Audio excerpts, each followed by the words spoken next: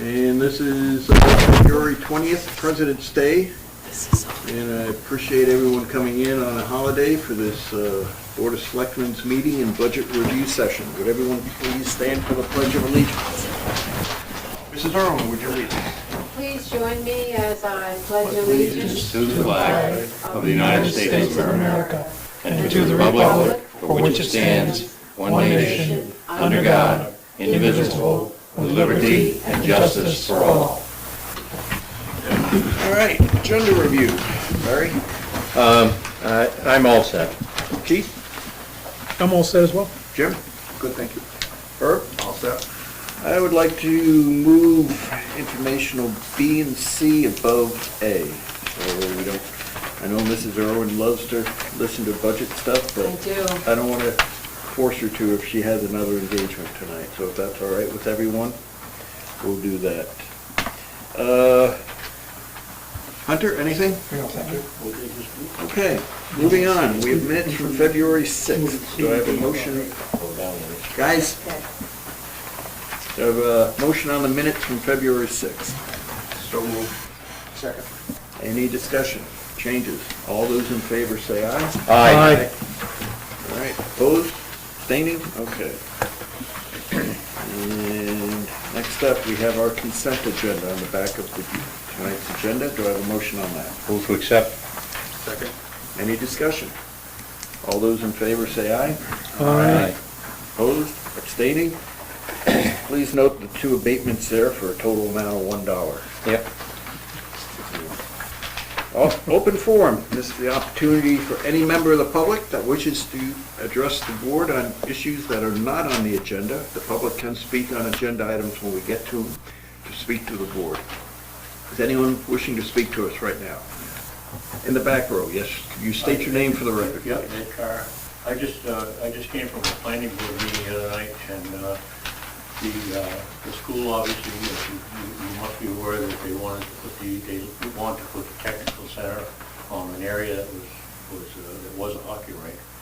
I got concerned about it, and I think they missed the boat on it. Somebody did, and I alerted them to the fact that there's a procedure to do that, and they're in the process of doing that. It was determined that if you want to, whatever the term is, to replace that, or put a building on that lot, you still have to replace it with a piece of property that has open space. And I think they're in the process now of looking for that if they haven't already. And I just want to be sure you guys were aware of that, because in conversation with the National Park Service, that grant has nothing to do with the signatures as far as the school goes. The signatures only relate to the maintenance of it and all that sort of thing. The grant is in the name of the town of Newport. So it would be a shame if we hold that up, and for any reason, if we can't assist them to move along with that. The rink's gone, and what it is, and we ought to help them and find some space. And the town needs a vocational school. This community needs that for a lot of reasons. We've got a lot of people coming into these apartments and all that sort of thing, and we should keep our people around here, our young people, and convince them that perhaps there are trades out there. Have you been aware of it? Have anybody notified you guys of this, that it is on you now? I say you, the town. Has that been brought to your attention, or? I don't know if it's on us. I think PJ let me know that property did have some federal requirements tied to it that basically meant it had to be replaced with similar property somewhere. And that's the extent of my understanding. Well, it was determined the other night, and again, I went to the Department of the Interior, and there's a couple of acts, 54, 36, 33.6, and one of the penalties of that, and why I got concerned is one of perhaps you want to call it a penalty, is if it is a violation, they basically can hold the sponsor liable for any future grants. They can hold up any grants, and I know that's what we rely on. And it bothered me that didn't look at it. So we're in the process of doing that, and maybe the school has. I haven't heard from anybody today, but I want to be sure. Mr. Teller was there. We would have thought you'd have passed that on to somebody. Where you'd gone to the meeting. I didn't know what, can you want to add anything to what you came up with? Or? That was at first I heard But you didn't the situation. pay attention to what was going on? Yeah, I paid attention to it. I didn't see any physical paperwork or anything that stated who was doing what or who did what back at the time.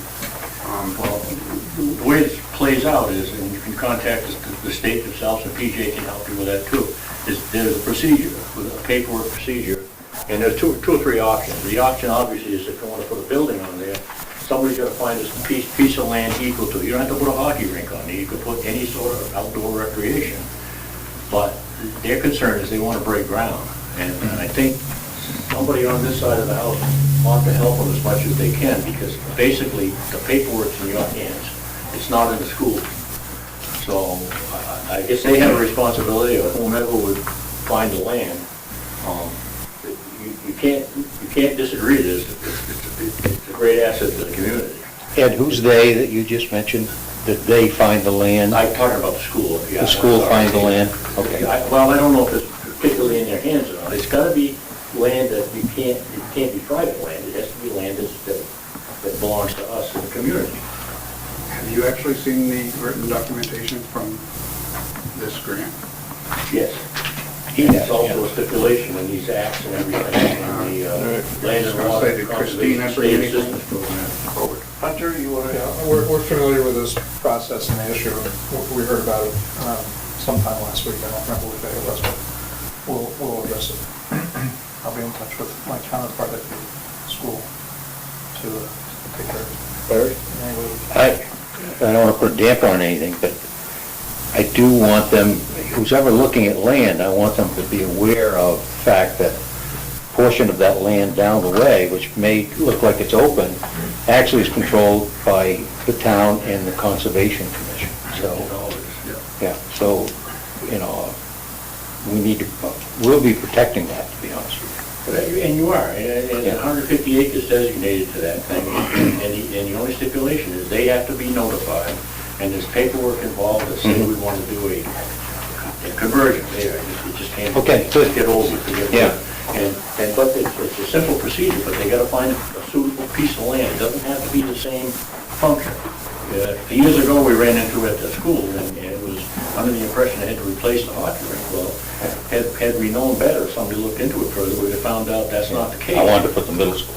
Well, you did, and you know, what happened is because that cost was added to the cost of the school, we voted it, and I say we, I'm gonna say. The town voted, yeah. Community, Yeah. I use we, I don't use they, and the town voted it down. And it's a shame, because for that particular reason, we weren't fully understanding of it. But now I think it's quite clear, and I think that's all that needs to be done. I brought it to attention so we wouldn't get in trouble, but I hope I didn't slow the process down for that function, because it's a great cause, it's a great thing. Yes, it is, I agree with you, but they want to, I want us all to be careful about where we say is open land. Well, that's where you gotta help Yeah. them, but they wanna move on it. Now, maybe Mr. Spalding can tell us more about, he's been to some of those meetings, I don't know, but I don't know. Believe And me. maybe I'm speaking out of turn, but I was very concerned that we would be in trouble if we. I believe Mr. Spalding had identified at that meeting that they had paced out some land, measured out some land down there that could be a potential swap. I no longer see it as a problem. It's just getting it done. Correct. It'd be kind of silly, well, never mind, back up, kind of stupid to do nothing and have the CTE Agricultural Center go down the tubes because of it. I mean, it just wouldn't make sense, you know, and so things are happening. But you understand, you're the final say, you've all agreed, I believe you said that yourself, yeah, okay. Good. I'm just, you know, I'm not sure, I just didn't mean to.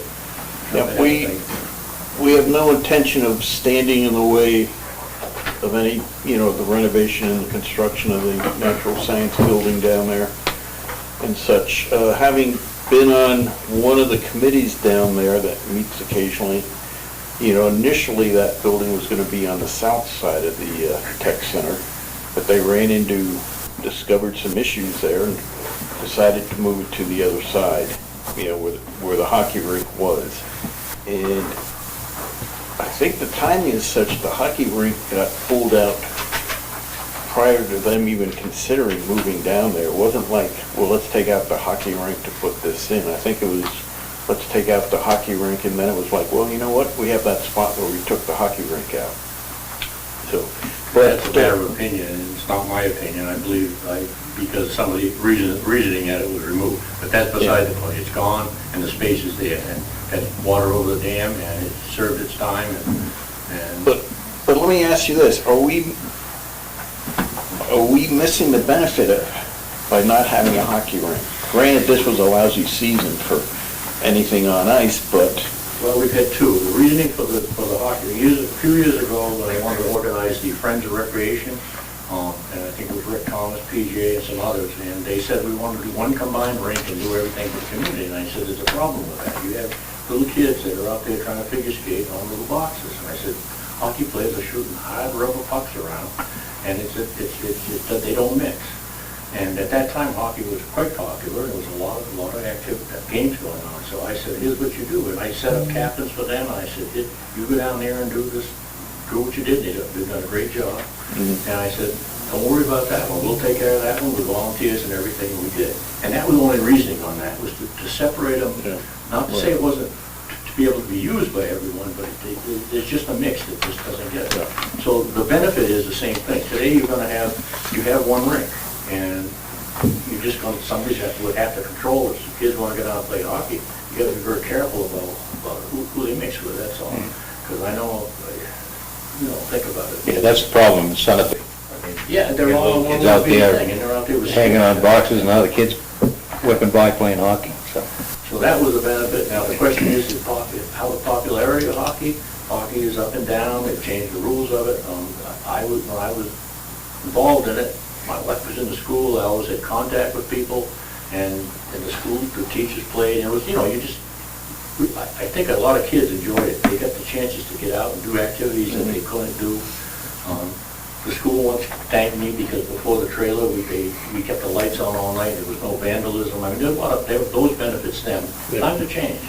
It would be nice to have a hockey rink, but no, would we replace it? Should we ask the taxpayers to do that? No, and that was my concern. If we violated that, and that ruling said, oh, you have to put a hockey rink, and I don't think it's fair to the people that are struggling today with their taxes to have to do that. we just need to provide equivalent open recreational At this space. point, to satisfy that need for the thing, it has to be open space, the Yeah. equivalent amount of piece of land, and you have to designate it, and it has to have access to everybody. And obviously, the building does that, so that's the only requirement. Yeah. All right, from what I understand, we're on top of it, and we're not, we'll interface with the school and make sure we're not holding them up. Anyone else from open forum? Yes, and state your name, please. Hertz Holding Senior. Continuing on that, the overlooking of it and it not being part of the deed requirements to record what in effect is an easement is an error on its face.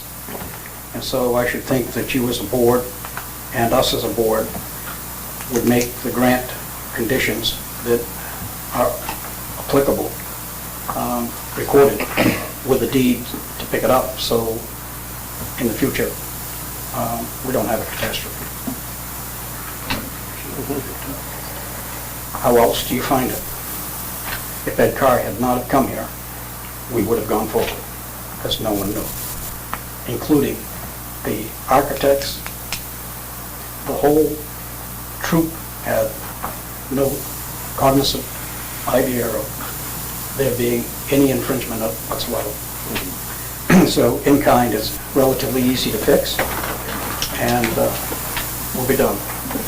That's number one, and number two is, last Thursday night, and I'm talking about you, Jeff Kessler, as chairman of the Board of Selectmen in this town, there was a public hearing at the zoning board, and when deliberations were announced and the board went into deliberations, the applicant continued to speak to his proposal without invitation, without consent. I had to go to get these things fixed up, and so that day I just didn't feel like going, and I sat home and I watched it on MCTV, and I said, I can't believe this is happening. Any of us who have been on boards know that it is a statutory process, that you do not take evidence after deliberation unless the chairman asks that person a question. And for it to continue for almost a half an hour was unacceptable. Jumped in my truck, I drove, I came in here, sat down on the bench. Now, I'm on the board, for those of you who don't know. And I said, you can't go forward. And I explained why. Immediately, I had two board members that saw the light. That was Mr. McCoy and Tim Beard. And then, with the explanation of the process, the statutory process which protects the constitutional right of everybody coming forward in a property situation, there were three. And then the question was asked, well, if they go forward, somebody's got to take us to court. And I said, I'm sitting right here. Meaning, if you don't do it right, you're going to court, because it's going to end. I started off here in 1978 with a piece of land, and I went through the hammers of hell for many years, learning the procedure and what could and could not be done. And then, through the years, as I come to see and understand why it's done and how it's done, that changed my outlook to it. Because I'll tell you, in 1978, as far as I was concerned, it should be abolished. But now, I see it significantly different. But that being the case, the chairperson was Tim Beard, new to the job, brand new to the job, and it happened. So, as this conversation went on, and they decided to, made a motion to go zero and start again. And the vote was 4-1. 4 people voted that the wrong thing had happened, and the thing to do was to correct it, and it was the best that we could do. Because to go forward was another mistake piled on top. Those 4 people did not include the chairman of this board. If anybody was the adult in the room at that time, it was Jeff Kessler. And he voted no. Now, he has the right to do that. But what kind of statement does that send to the boards that have these statutory requirements to protect the constitutional rights of people with property? To take a case in point, just for conversation. Virginia wants to do something with her property and needs a variance. Virginia goes in and she expresses herself of why she needs this and why she would like this and why it is applicable to her property. Virginia leaves and goes home, and Bert sits here, and he can keep, after deliberations have started, Bert can keep introducing why it ought not to be. The whole idea of the hearing process was for her to be heard and everybody else to be heard, and then the jury make a decision. In this case, in our town, there's a murder committed, the jury is in there, and Jeff Kessler's the attorney, and he allows it to happen, he's the judge, excuse me, and allows the attorneys to walk into the deliberative session and talk. Does that make it clear of why we do this? And how unfair it is and how wrong it is? And for this man, who is the chair of this board, he's on the zoning board also, obviously, to vote no. If he has a duty to perform, he has a duty to perform correctly. And he certainly has the know-how. So that all being said, I found it very interesting when you people were doing the 79E, the lack of research in order to find out what was what. even when I gave the National Home Builders Association information to you, it fell on deaf ears as far as I'm concerned. And then, to go further, with the equivalent of approximately $300,000 a year in abatement. Wow. So, if I sound a bit discouraged with Jeff, downright, something I'll never forget of you, Jeff. You were the adult in the room, and I didn't have to come driving in here to correct the situation. If it had gone through, it would have been litigated and the town would have lost, hands down. And that would have continued their project well beyond the 30 days of going 1 month to the planning board. Because by the time the court heard it, because there would have been an injunction, because it wasn't fair. So by the time the court heard it, your whole thing would have gone down the shitter. But you didn't think that way. You only thought about getting it done. And getting it done means getting it done right. And we heard that tonight, Med, getting it done, gotta get it right. We hear it all the time from this guy here. Gotta get it done, gotta get it right. Well, it didn't happen that night. So, Jeff, an apology wouldn't do. You should have known. And that's, to me, as clear as a bell, that, Jeff, you're losing your way. And that's my opinion. We've been on the school board together. I've watched you for 30 years. You've watched me for 30 years. Back and forth. Got a pretty good idea of who's who. The biggest thing that you have ever done, in my idea, is to allow this forum at which I'm giving you help. Without you, it probably would not have continued on. So that is a gift that you gave this community. I ask you to reconsider your votes and think about the statutes that lead us. And when you're on a board, do it right. And that all being said, Jeff, it was a disaster. So I'll take a minute to think if there's anything more I want to say. So All right, I'll take a minute now, Jeff, to see if there's anything more that I want to say. okay. And for everybody in this room to think what really happened.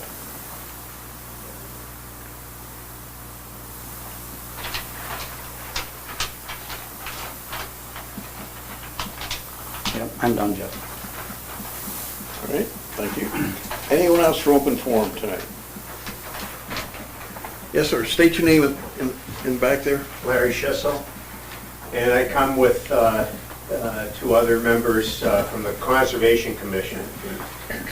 We came tonight because we were at our most recent meeting last Wednesday, believed that we were going to present to you tonight a proposed warrant article to ask the town to appropriate, the town's folks to appropriate money for a national or a natural resource inventory.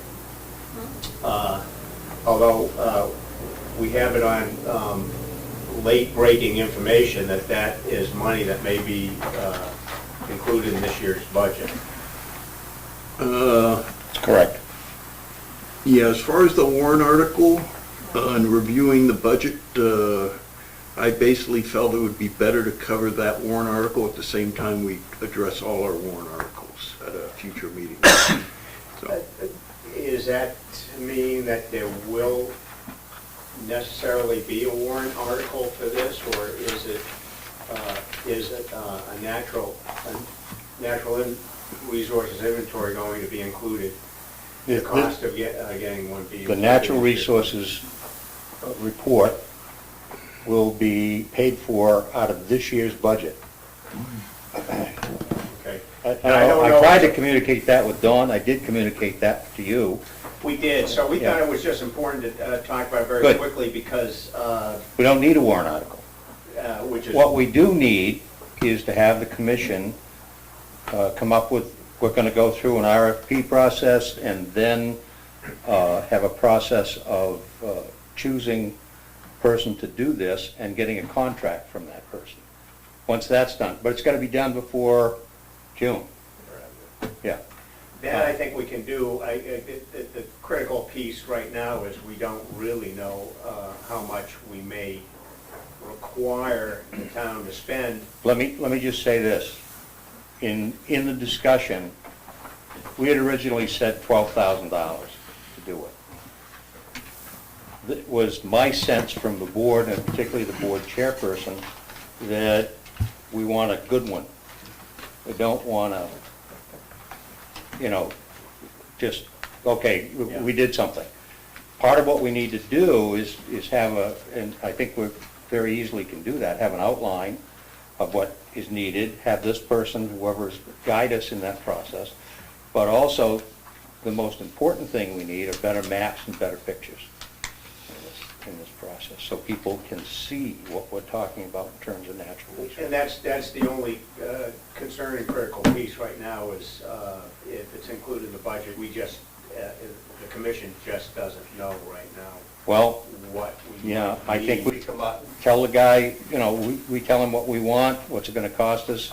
He tells us what he thinks is a good one. We don't wanna just bare bones one. We want something that will stand the test of time, over a period of time. So, and I gotta compliment Jeff in the fact that he kind of led that discussion, the fact we need to get it done and get it done right. Thank you. Right, and we're not looking at putting it into the next budget, we're looking at using funds available in the current year's budget. Current year's budget, yeah. So, and that's why we need to be able to put it out to, basically put out a contract for this work by the end of June. So I guess the Conservation Commission needs to get their RFP together and. Yep, and we will. And get It's a good group, Okay. we'll get it done. Information we were given at an invited guest from an environmental consulting group at the last meeting. Even though we might be able to get a contract signed, their work often is winter work, so this would probably not be a document that the town receives. Okay, we just until- need to get the contract in. Yeah. Right. Bert, you got a hand? Just to show the board the importance that would be.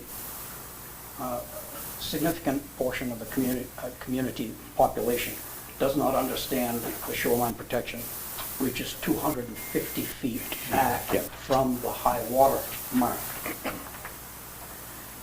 And then wetlands themselves, back in the 70s, Nancy Parsonen and two other people came to view what I was doing in Kellyville.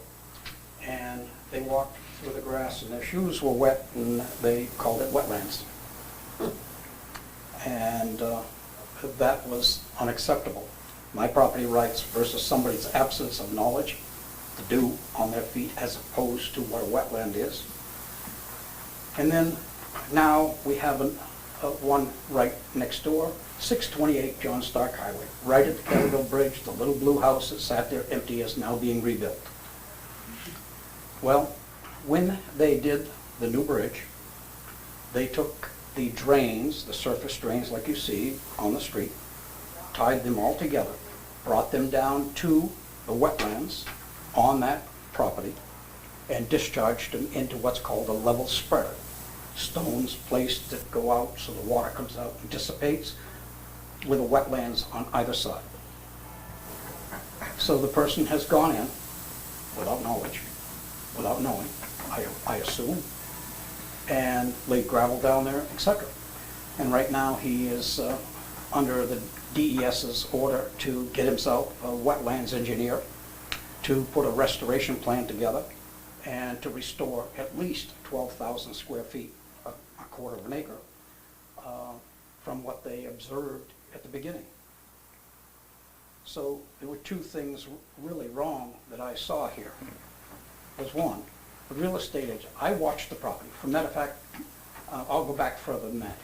from the 70s. I've mowed for them. I took care of them. When she ran out of fuel oil in January, I got her fuel oil that night to get her done. She didn't have a job. Her husband had died, and it was a disaster. And finally, when she left, it was actually like the bird getting out of the nest. The weight was lifted, and she just walked away from it. I knew the property. Everybody says, why didn't you buy it? Because it was 75% of it's encumbered by wetlands. What they listed down.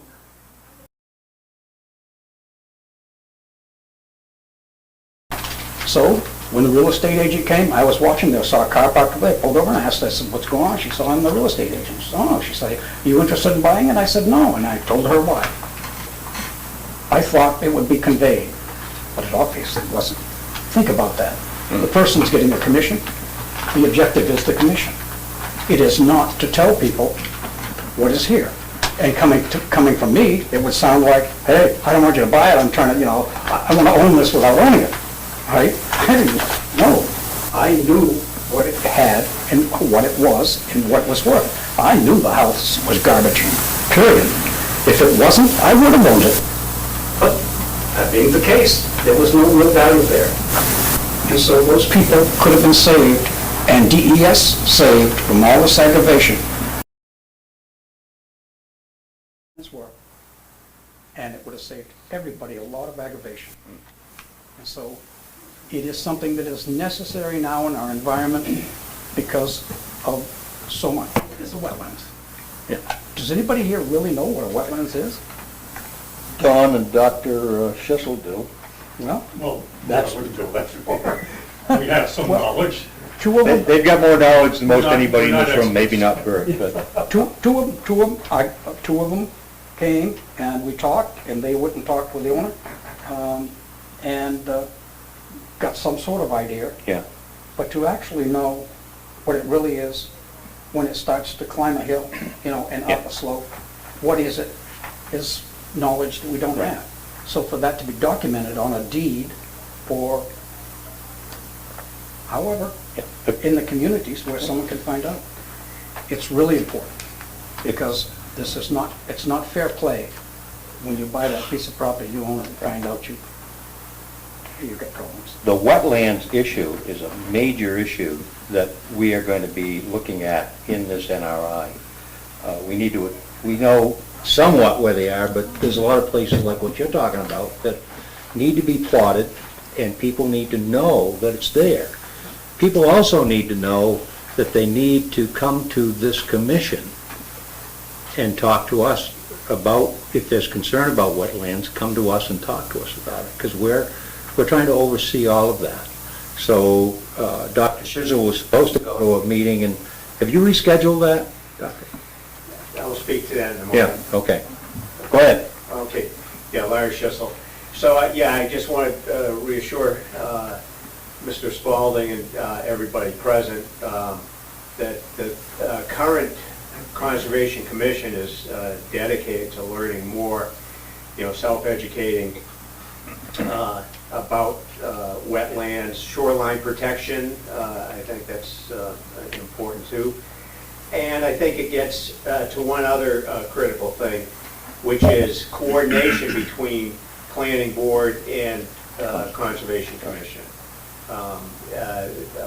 It's not uncommon in many towns that different boards and commissions and whatever work in silos, but there's got to be a lot of, because the planning board, if they're signing off on things, they may not have the information or the knowledge, and again, I wouldn't call us experts or even know that much about wetlands, but we are committed to Trying to learning learn. more through education.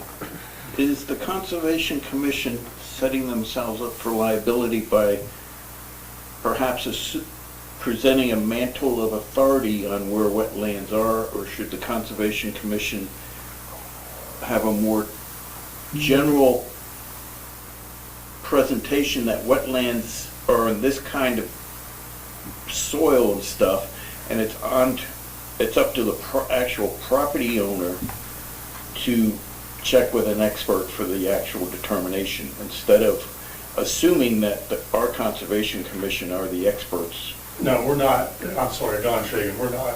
Okay. We're not the experts and we don't propose to be. Okay, I wanted to make sure that going with this natural resource inventory, we weren't getting to the point where people would assume, oh, there's no wetlands there, otherwise it would have been Yeah. noted. And that still could happen after the NRI, but we're trying our best to identify new areas, make sure that it's plotted where the old areas are, that we have good documentation, Right. both written and visual.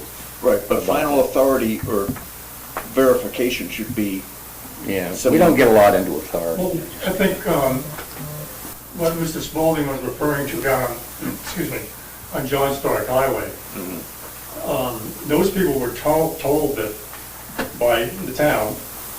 I had communications with both the town and the owner of the property, that there were no wetlands there, because it didn't show up on a map. And the mapping gives information on, wetlands vary from being hundreds of acres to being, 1 acre. So smaller, lesser value wetlands don't show up on a lot of the maps.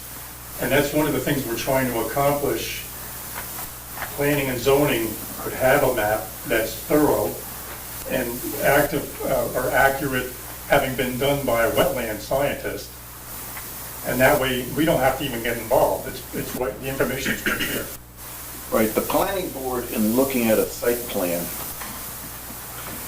for approval or such, generally they are depending upon the surveyor to identify the wetlands on the property. The planning board themselves are not designating where wetlands are.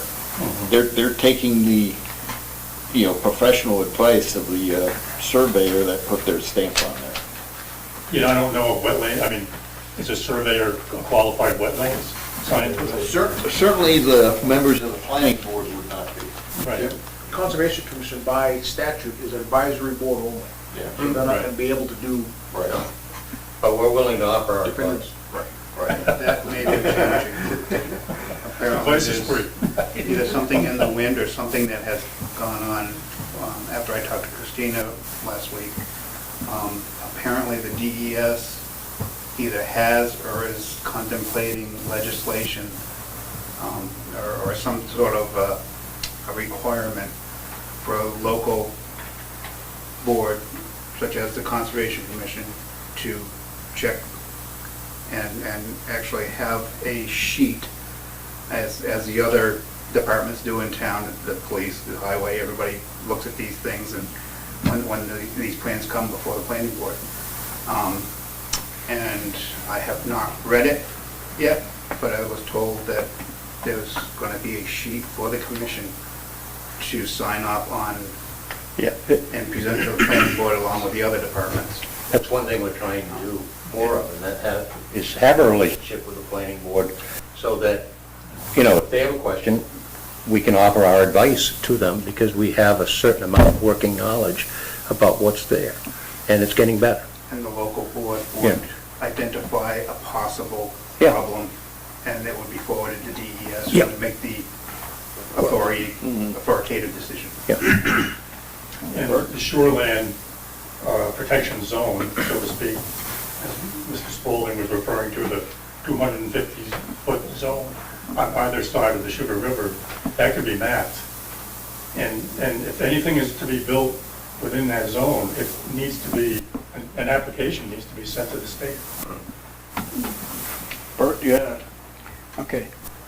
Surveyors are knowledgeable, trained, and have to record. So, Jeff, we did a site plan, not a site plan, a variance, excuse me, for the person out here by what I'm going to call Fort Apache. The wetlands was delineated on his map, and he didn't have enough room for where his house would go. So, because the setback pushed it too far back. So you remember that, right? Where it was delineated on the map. Okay. Surveyors do that. But not everybody calls a surveyor.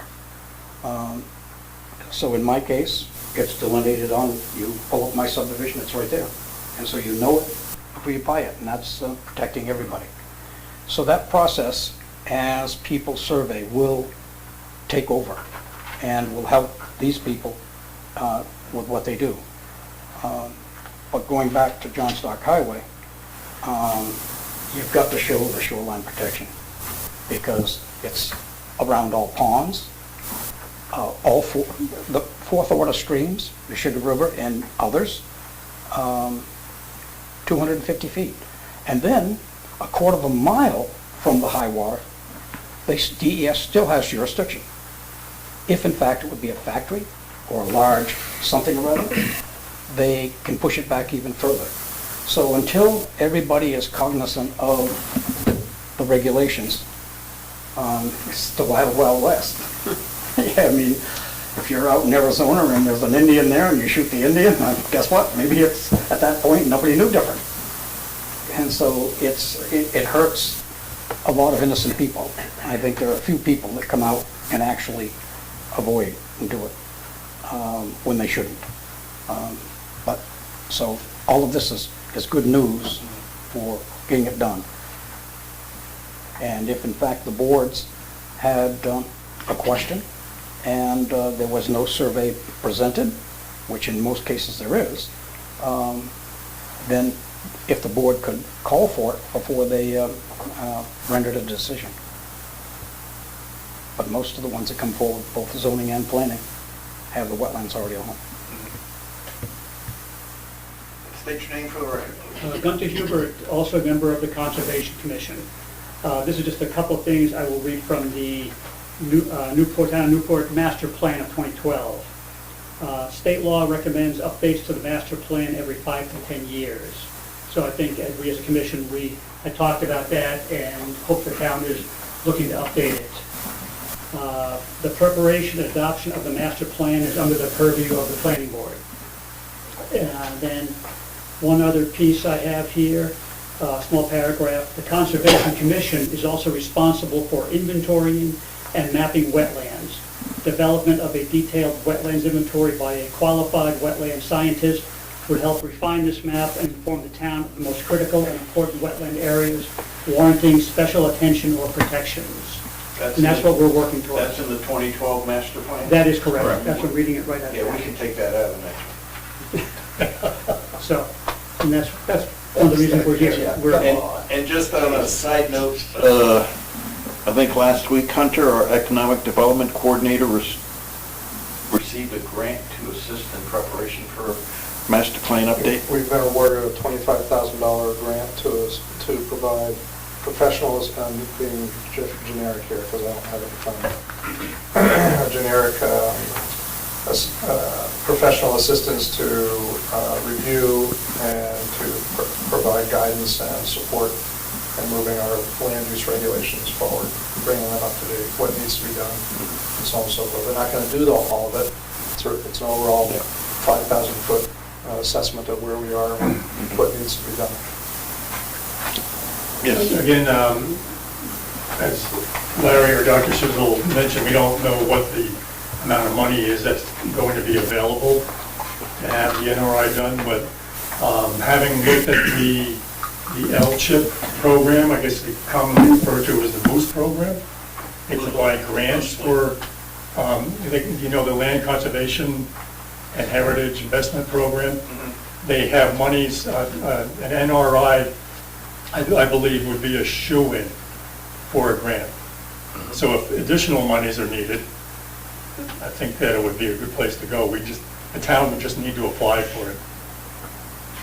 I think the key is to get your RFP together for what you feel needs to be done, and then see what it costs. The town will see what funds are available, and if a grant needs to be applied for or such, go from there. Okay.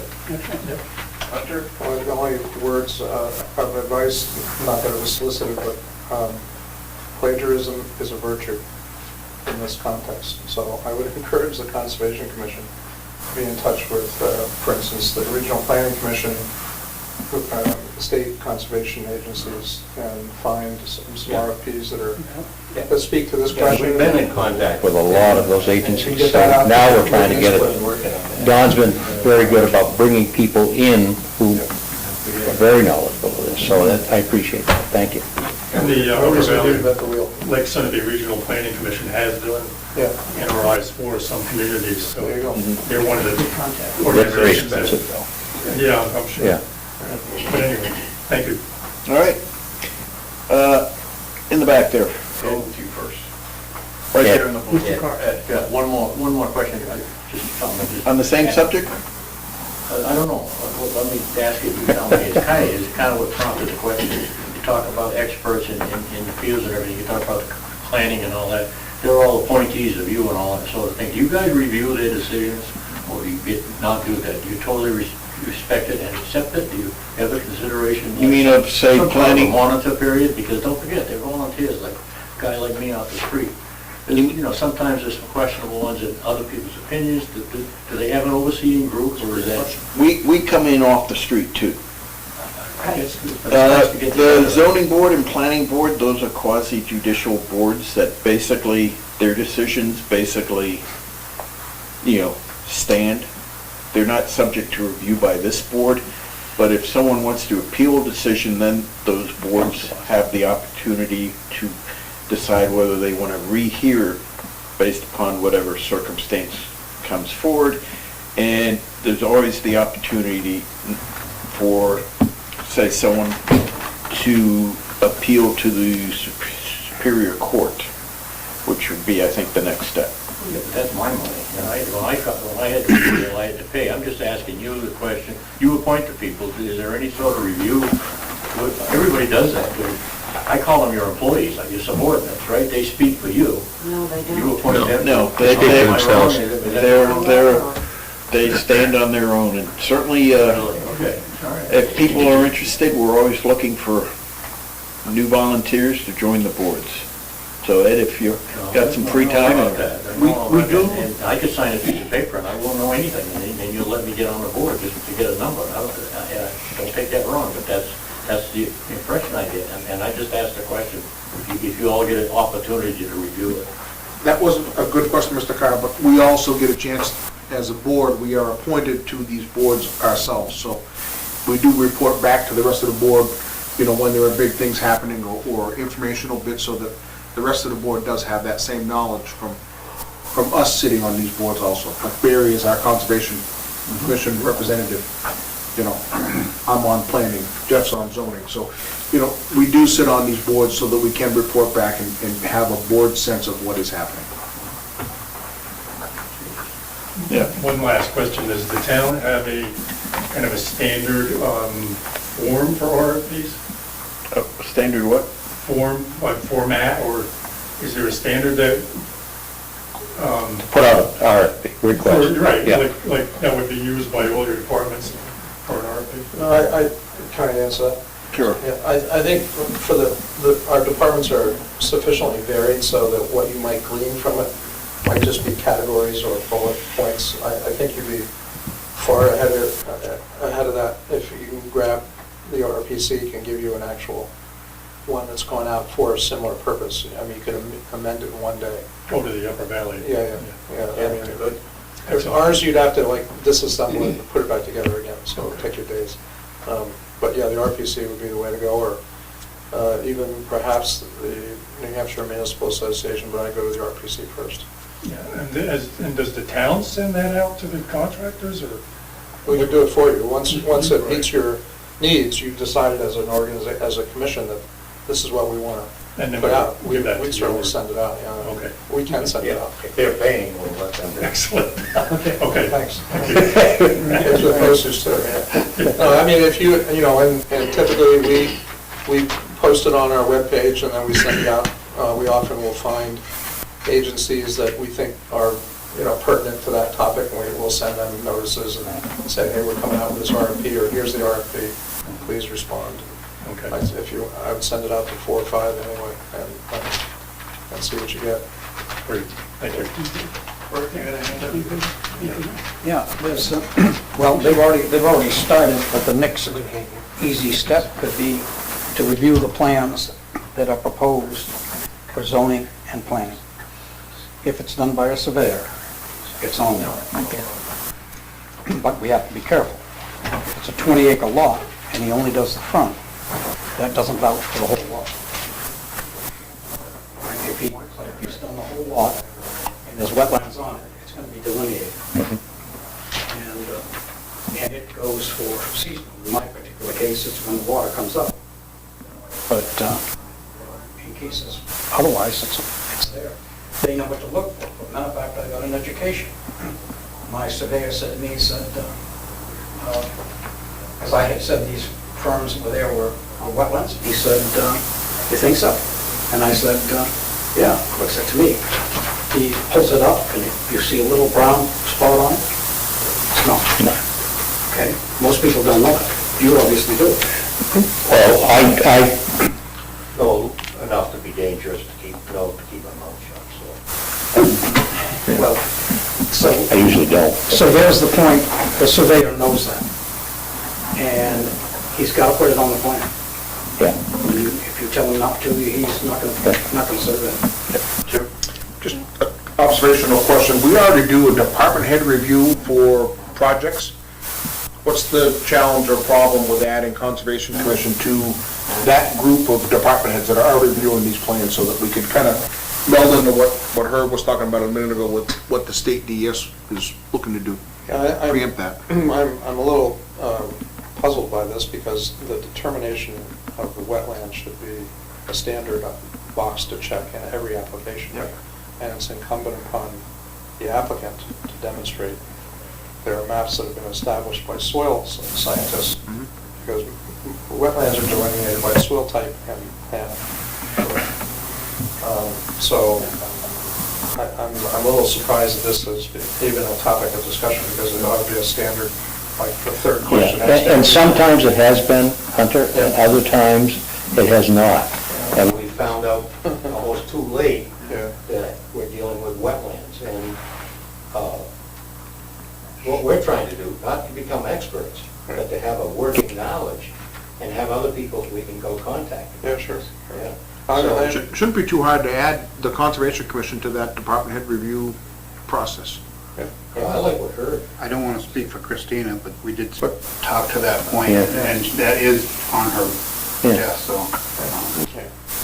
But if you put it on the landowner who doesn't know, you're not going to know. So the whole thing has to come from somebody who knows, and the surveyors know. You can get wetlands scientists to come in and look at the property and give an opinion. But the average person is not much help. But it is on the landowner to get those experts, if they're the applicant coming in. And But if they don't know, they're not going to try. So I think that, it has to happen, the town has to turn around to the applicant and say, here's what we need for your application to be considered complete.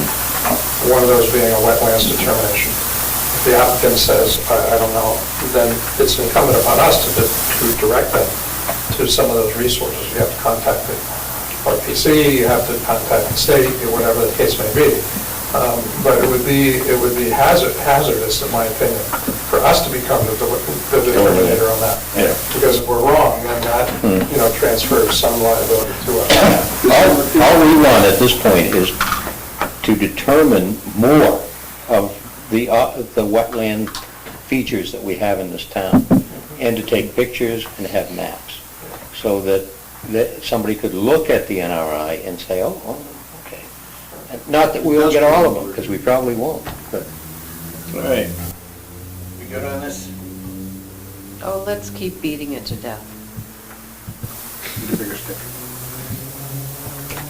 It's an important thing, Pete. I So I don't mind understand. talking about it. Well, then, I have a question. Okay, state your name for the record, please. Virginia Irwin. So when you do this inventory and you determine and identify wetlands, are you talking about public land or are you talking about private land? Both. So, But here's the thing. okay, To get to the private land, we need to engage with the person before, the landowner, before we really kind of do anything. And we're planning on having meetings with landowners to come in, for instance, talk about agriculture and how much is done there. What do they think they have, landowners, what do you think you have on your land? Because we can't just willy-nilly walk onto the land, so. Right. So how would the average citizen know that they want to talk to you about their land? And what would lead me to say, gee, come up to my house and look That's at a good where the question. water Yeah. flows? Yeah. Do I have a wetland? I mean, what would be the impetus to engage in that? You're selling your property. So it would be either selling or, assuming, selling or developing, Yeah. generally speaking. Yeah. Okay, Yeah. but you are going to do all public lands. Yes, we're doing public land, and as much private as we're allowed to do by the landowner, we will do. But you only would know that if some action was taken. Well, yeah. Unless you were driving around town and said, oh, look, there's a big puddle there, I wonder if that's a wetland. I don't think we're going to do that. Some Yeah. NRIs, they take drone footage, Yeah. aircraft, I mean, they do aerial surveillance of some So areas. you could identify that So way. they can identify, yeah, it's not all by foot, they do, they have a lot of different methods that they, I'm not done, Jim. oh, I'm sorry. Do we not belong to the Upper Valley Regional Planning Commission? Yes, we do. Okay, so wouldn't they be able to do this for us as part of our, $40,000. as part of our membership? At a reduced rate, it's Oh, not okay. covered by the... By the agreement? Correct. Okay, I'm done now. I think Larry had his hand up. No, I was just going to, the state, for approximately $72 an hour. Is what they were charging. Yeah. Larry? No, Herb Keller mentioned that aerial is used. All right, we all good? Jim, did you have a question? No, I'm good. Bert? Well, it needs to go somewhere into private property, and that, yes, I did say that.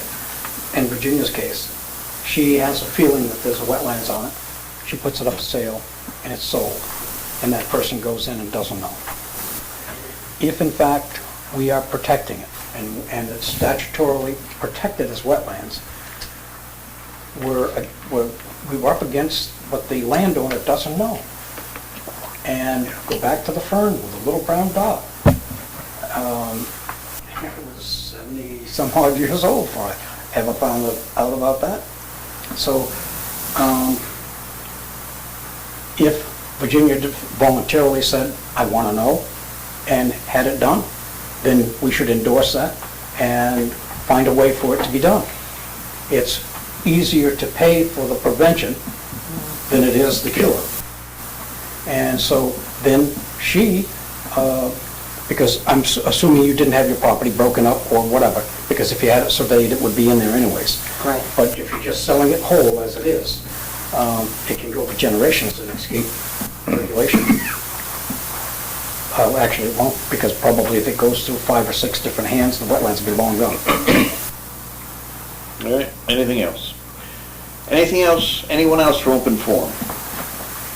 Moving on, board communication. Herb? I have nothing. Jim? I just want to acknowledge the letter that we received, and I wish the author had, communicated, I don't know if anybody else got the same letter, but either communicated directly with us or, gave us a way to contact them to let them know that, one, I'm obviously concerned about the comments that were made, and to say that we would be looking into it. All right, anything else? That's it. Keith? Yeah, I just wanted to mention trees along the side of the road. I've noticed there's quite a few that are leaning. There's quite a few that the trees are actually growing into the wires. And I did a little homework because I want to know who's really responsible. And ultimately, the property owner is responsible, but if it's touching the wires, it's kind of the power company's deal. And so there's no real defined person responsible. And I just have noticed there's a couple up by Catherine Gardens. There's one that's actually leaning on the wires. and there's one almost right across the road from it. Looks like it's about ready to fall any minute. And, you know, especially in light of the accident that was earlier this year in Sunapee. I don't know if we should, as a town, initiate some sort of a awareness, and I don't know how to do that, that we need to start cutting trees back. Yeah, so, there's an old saying that's somewhat apropos to this, if you think about it for a few seconds. It goes that towns have don't own any healthy trees. All of our trees are dead or dying. So, with that in mind, if you see trees that you think pose a threat to a roadway or wires, please let us know. We communicate regularly with PSNH and Home Company and whoever else, and we have a really good working relationship with them. They're very responsive. They will come out and remove trees that pose a threat. We don't touch trees that have anything to do with power lines. Otherwise, they pretty much are on private property. But if you tell me about where the tree is, we'll determine A, whose property it is on, and B, who should be the one to be notified. Larry, where are the trees? Corbin Road. Corbin Road. Yeah, well, I know you looked into that. Yeah, trees that pose a threat as opposed to big trees that if they fell over would be a threat. Because then you'd have to cut down about 100 feet on every side of every road in town. But if trees are dying, if they have been damaged in a storm or whatever, or just gotten old, or, you know, the stumps have come out of the ground and they're leaning, hazardous trees, please let us know and we'll take care of it. All right. Thank you. The tree that is dead and an obvious danger to the passing public needs to be fixed immediately. And the one on Elm Street has been there quite a while, and it's coming down. And I find it hard to fathom that some of us have seen it and others haven't. All right. Go ahead, Ed. I just, some of the decisions of what's bad trees and what are not good trees, sometimes the Indians determine that. Public Service hires trimming crews and they come in and tell them which trees they should cut, is what I've found in some of the experience. So you gotta watch out for that, Bert, that's all. I agree that we all got enough common sense to know what's ahead. As far as the power, though, Public Service should have the oversee on it, but I've seen trees trimmed back far more than they should have been. I can show you an example by me that, you know, I don't know who made that determination, but somebody got well paid for it. But Ed, this one is leaning at about that angle toward the road. It's obviously broke off and hanging there. And if it broke down here, it's weaker here. And sooner or later, it becomes two pieces coming down. And it doesn't take a rocket scientist, you know, to know that. If you look at it, it's obvious. Anything else? No, that's pretty much it. It's out of concern. I think I've talked enough. Thank you. Sure. Yeah. All right. Only thing I want to mention is Wednesday night in the Opera House at 6:30, there will be an informational meeting concerning the upgrades that are planned and are required by EPA to our wastewater treatment plant. The engineering firm will be there to walk through the entire, proposed upgrade and the benefits it'll provide, and basically, it's an important informational session. There'll be a warrant article to help fund the town's portion of this expense on our warrant in May. Hunter, anything to add to that, or is that pretty much covered? No, the state will be there as well, along with the representatives from the U.S. Rural Development Authority, or agency, because we have negotiated a funding package that includes about $10 million worth of grants, which we're very proud of. That's pretty unheard of for a community of this size and a facility of this size. But it still leaves a sizable burden on the local not taxpayers necessarily, rate users to fund over the years. So DES will be there, US RDA will be there, and our engineer will be there. And anybody who has any concerns or questions, we're welcome you to We've heard this data before, and it was pretty much, could be a pretty thorough presentation. Date, time, location again, please? 6:30, Newport Opera House, this Wednesday, the 22nd. And will it be It's televised? actually on the It'll calendar. be recorded for But not television. televised. Everybody knows. No. As I understand it, it won't be live. We seem to have lost the drop in there. We need to find it. That's all I have.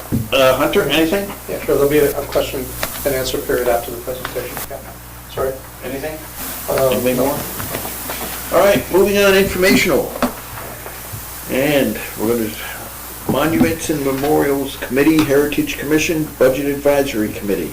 Virginia Irwin, you're up. Thank you, gentlemen. It was great to hear how passionate you are about the Conservation Commission and its rules and responsibilities.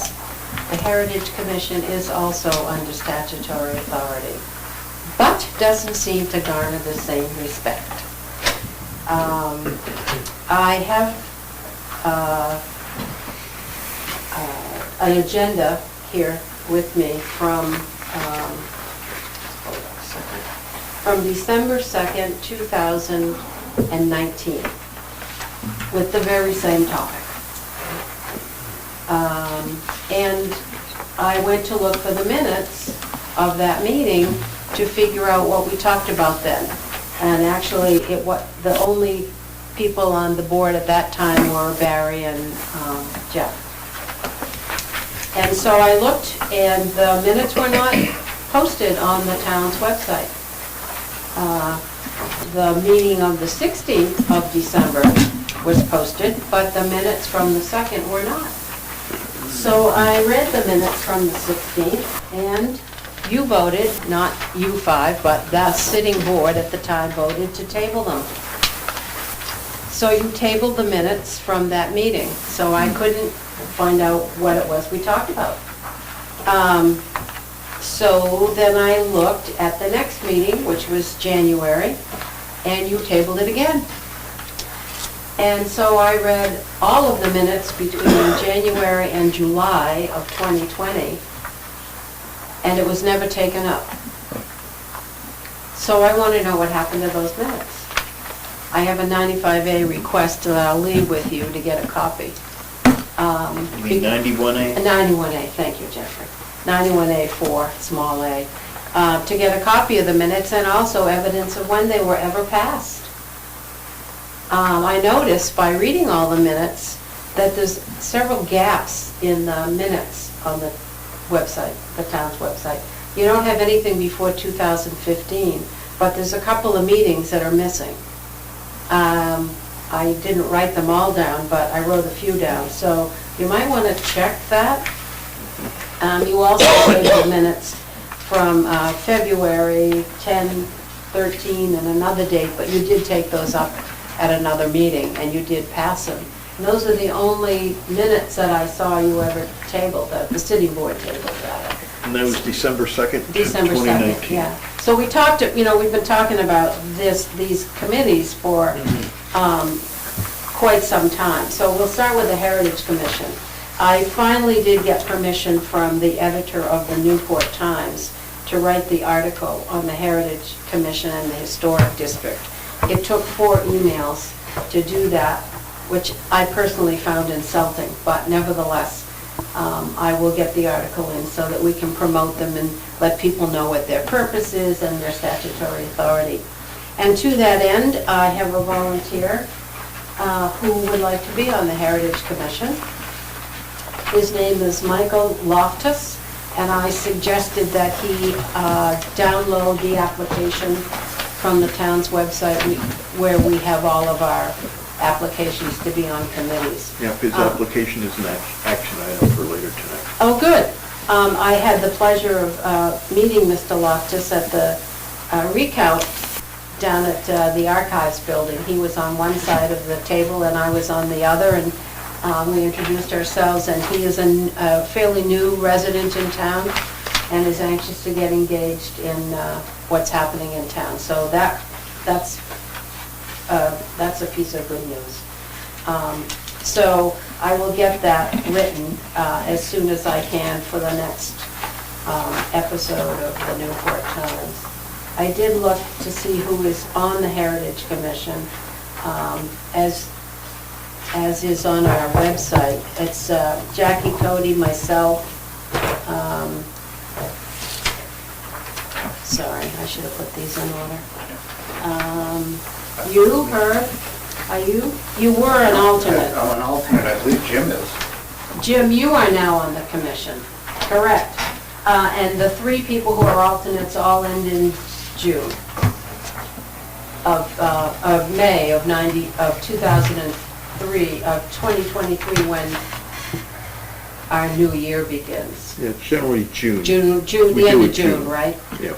So we'll need alternates, and we'll need at least 2 more members in order to be in compliance with the regulations. So hopefully that will give us an opportunity to shore up that experience. So to the Monuments and Memorials Committee, that was also on the agenda that night. I don't know what we talked about. But I can tell you that on September 20th in 1988, the town had a special town meeting specifically to do some housing ordinances, but to also pass an ordinance regarding monuments and memorials, which we passed. What was that date? September 20th, 1988. I have a copy here that you can barely read because it comes off the Okay. library's website, and I couldn't make it big enough to print. Okay.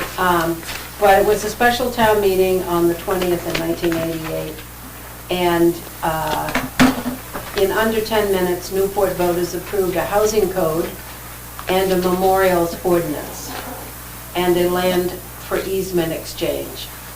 And the land for easement exchange was between J. Barry Dixon for an Oak Street entrance onto North Main Street when Dixon's was going in the plaza. However, we did pass an ordinance. I have read the town ordinances also, and it isn't in there. And I have not found in any of my research if we ever rescinded it. So I'm asking you, what do you know about it? I'm guessing nothing. Before my It's time. sort of a redundant question. But we have an ordinance, and so Do you have a copy of the ordinance that was approved then? I do, Okay. I do. Perhaps if you could, I can get it to you. right, or Paul can make a copy if you have it with you. Not sure that yeah, well, I might have it. Hold on. I'll look. But anyway, we have an ordinance. We also created a plan on how the organization would operate. That was the commission that was created by the ordinance. On September 3rd in 2008, we drafted up a policy, which I only have a draft of. I don't have a signed, approved one, but it's one that we've been operating under since then. So I guess my question is, are you serious about this? If not, then we need to get rid of the ordinance, or we need to appoint people to this activity, and we need to take it seriously, because otherwise, people can put up whatever they want, wherever they want,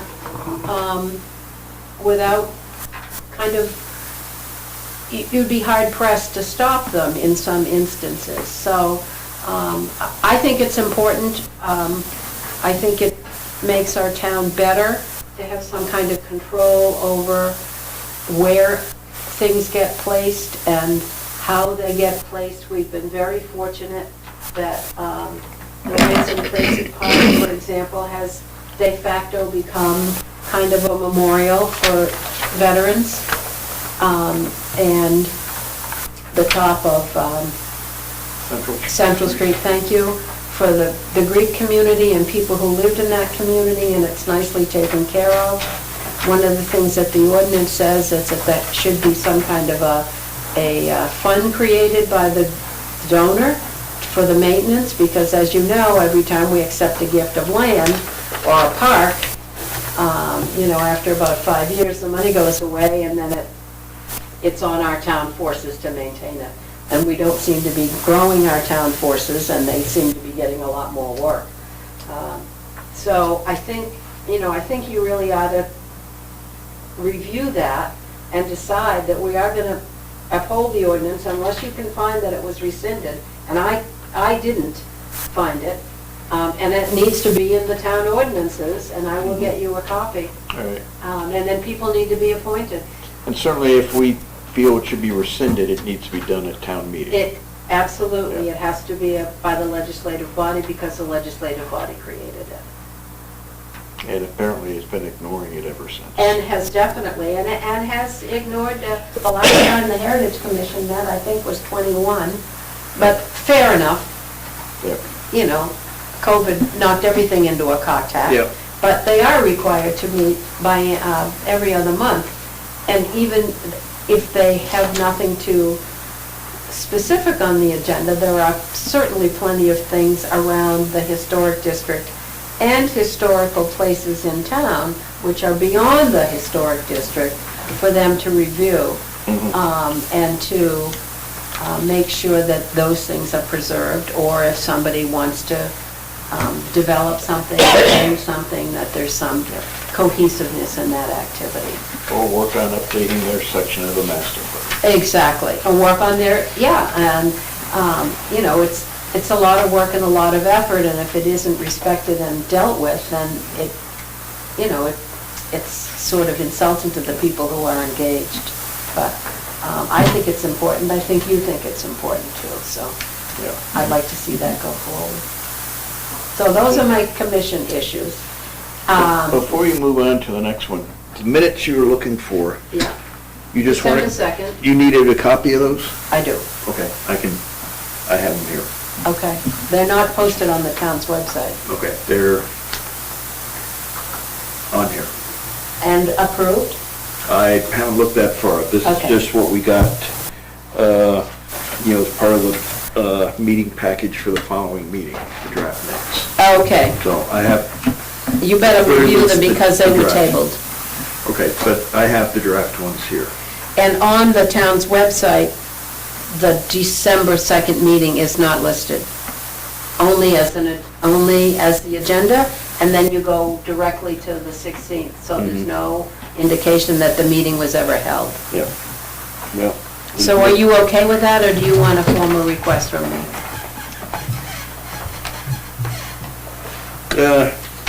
I can pass these on to Hunter and he can forward them to what we have here.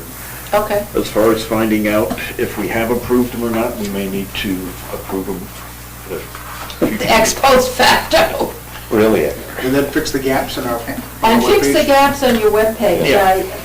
They're just, somebody wasn't there, or didn't get them up, or whatever, but I review the gaps on your webpage. Yeah. All right, so the next organizational group that we need to talk about is the BAC. We also voted at some point to have an advisory committee. We did not adopt the statute that governs budget advisory committees, but we did agree that we would have one. And Bert is representing the school district, I believe, the SAU. You represent the town.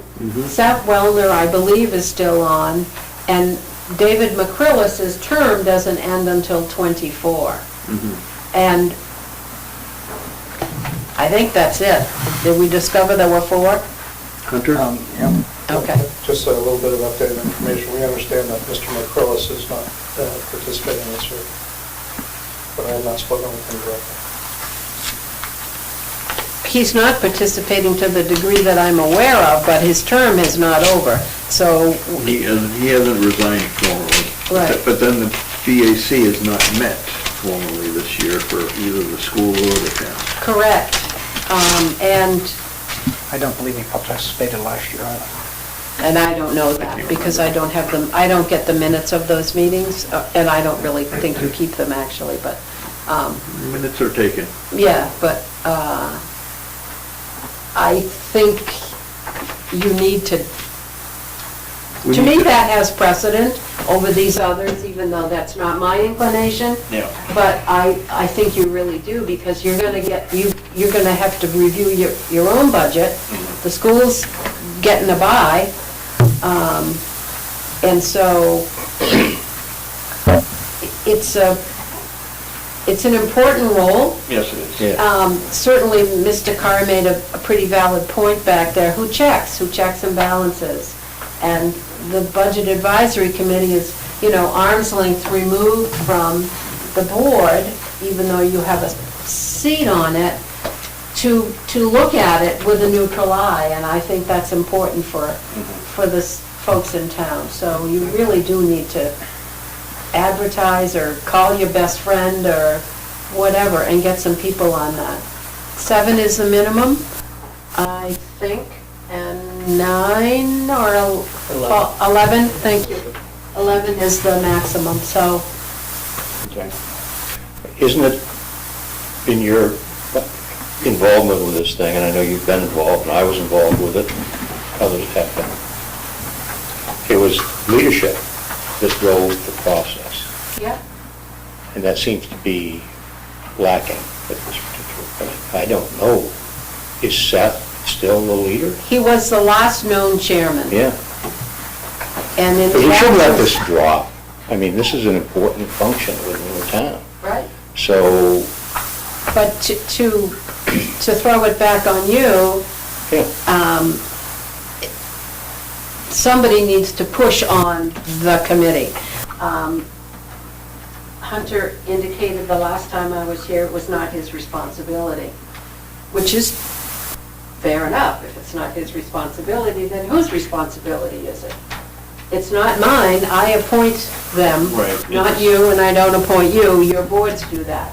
But I appoint the other members, and I will be happy to review applications and appoint them, but I don't have any. Certainly, we need to solicit members of the community to serve on the Budget Advisory Committee along with our other boards. Yeah. And, try to get them to, commit, it's probably like a 3-week, maybe a 3-week commitment for the school budget, then another 3 weeks, for the town budget, and they get the rest of the year off. Yeah, and it's, to some degree, knowing that that the Budget Advisory Committee is going to review a budget, it prompts the organization to be more responsive in getting their budget done. So that there is time. I can recall many conversations when the BAC was quite unhappy that they got a short notice on a budget, whether it be the school or the town is insignificant, but that they didn't have as much time as they would like. And so if there's some, we know when the budgets are prepared, it's no surprise, the time frame is the same every year, so that they would have enough warning and enough time to review it with a good opportunity for discussion. Yeah. So if, it's got to be somebody's job to say, hey, what's happening with this committee?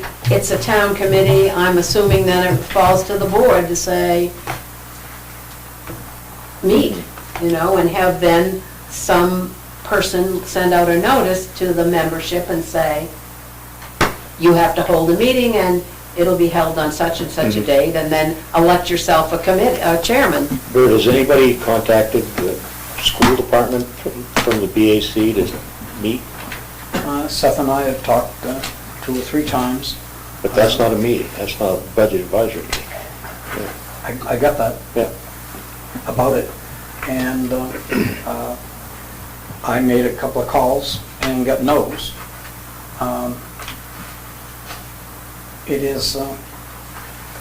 It appears to me, Barry, that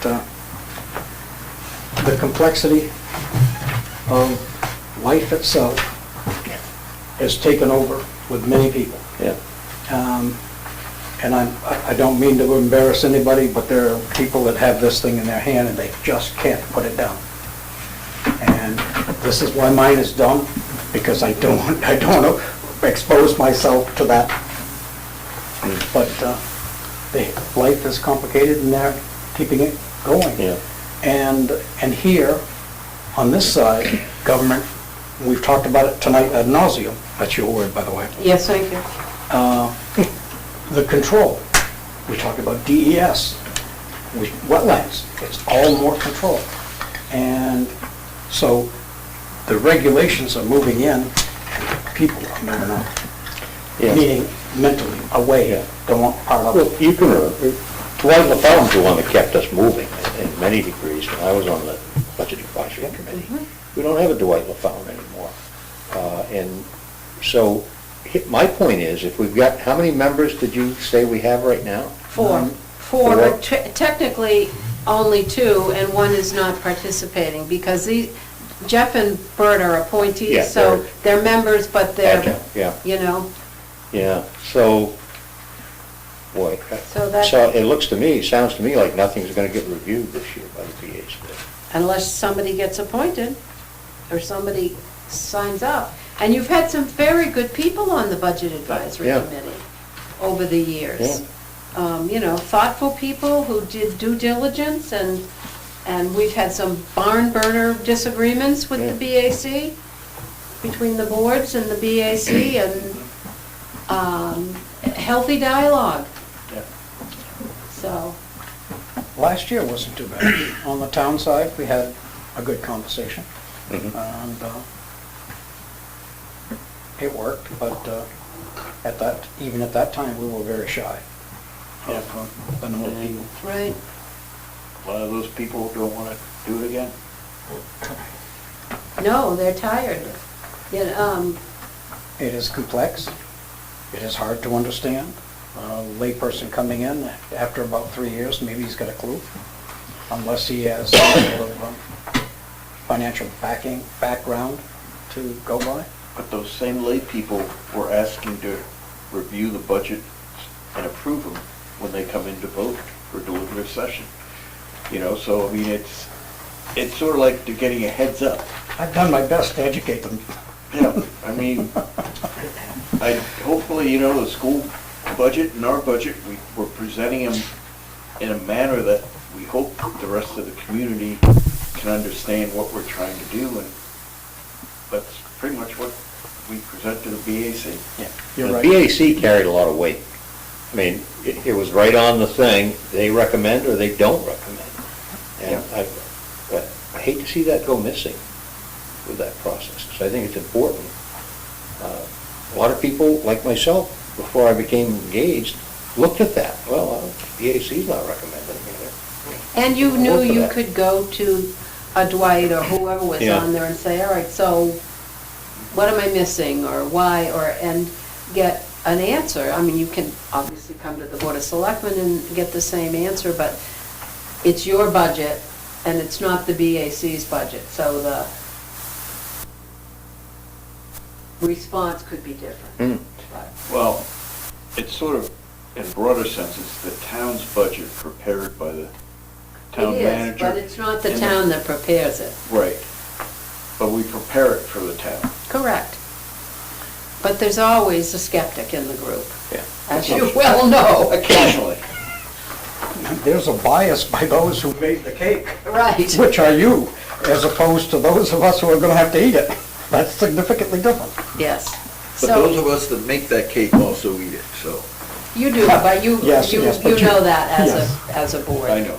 All right, so I'm asking you to step up around commissions and boards, start with the BAC, we'll work on the Heritage Commission, we'll work on monuments and memorials. We don't have any requests for any at the moment. And it includes, you know, public property as well, particularly in the historic district. So the last thing on my agenda is the signs on the common. Can I, before Oh, we sure, leave sure. that, she's asked us to step up. Valid point. But what is the mechanism that we're gonna use as a board to step up? Just notify people, or what do we have in, that, as a board, we can function to help with this? And I'd be willing to call people, but I've already sent Biddy a message just a minute over to call me tomorrow, reference the heritage, we can work on that. Okay. But the rest of the Budget Advisory Committee, there are people watching right now that can come to the town office and sign up to be put on these boards. There are people that have been messaging me tonight that can sign up tomorrow, right? They can come to the town and participate. They can sit there and be armchair warriors, or they can Yeah. actually jump in and well, that's good. I'm glad. So, If they people know that message you, people can reach out and Yeah. and step up and do these things. should we follow up with those people? But we've got to, as a board, if Yeah. we know people that are interested or Yeah. have these skills Yeah. and abilities, they should step up and do some lifting, share the weight. And you can then call the first meeting of the committee as a board and say, this committee will meet this night. Your first agenda item is to elect a chairman. And then it's up to the chairman to set the meeting with his or her participants. But the BAC, they aren't gonna have time to do your, No, the school budget is a done deal. We're past that. We're past that. That ship ship is sailed. yeah. So Bert, when you talked to Seth, was he interested in Yes. sharing or being Yes, as a matter of fact, the first call was him to me. Okay. And we discussed, because he didn't know about McCrillis, and I said, I don't believe he's going to go on, based on what I knew from the prior year. There's Kurt Minich. I could call Kurt, but my last conversation with him was, he was not willing, but maybe he can be convinced.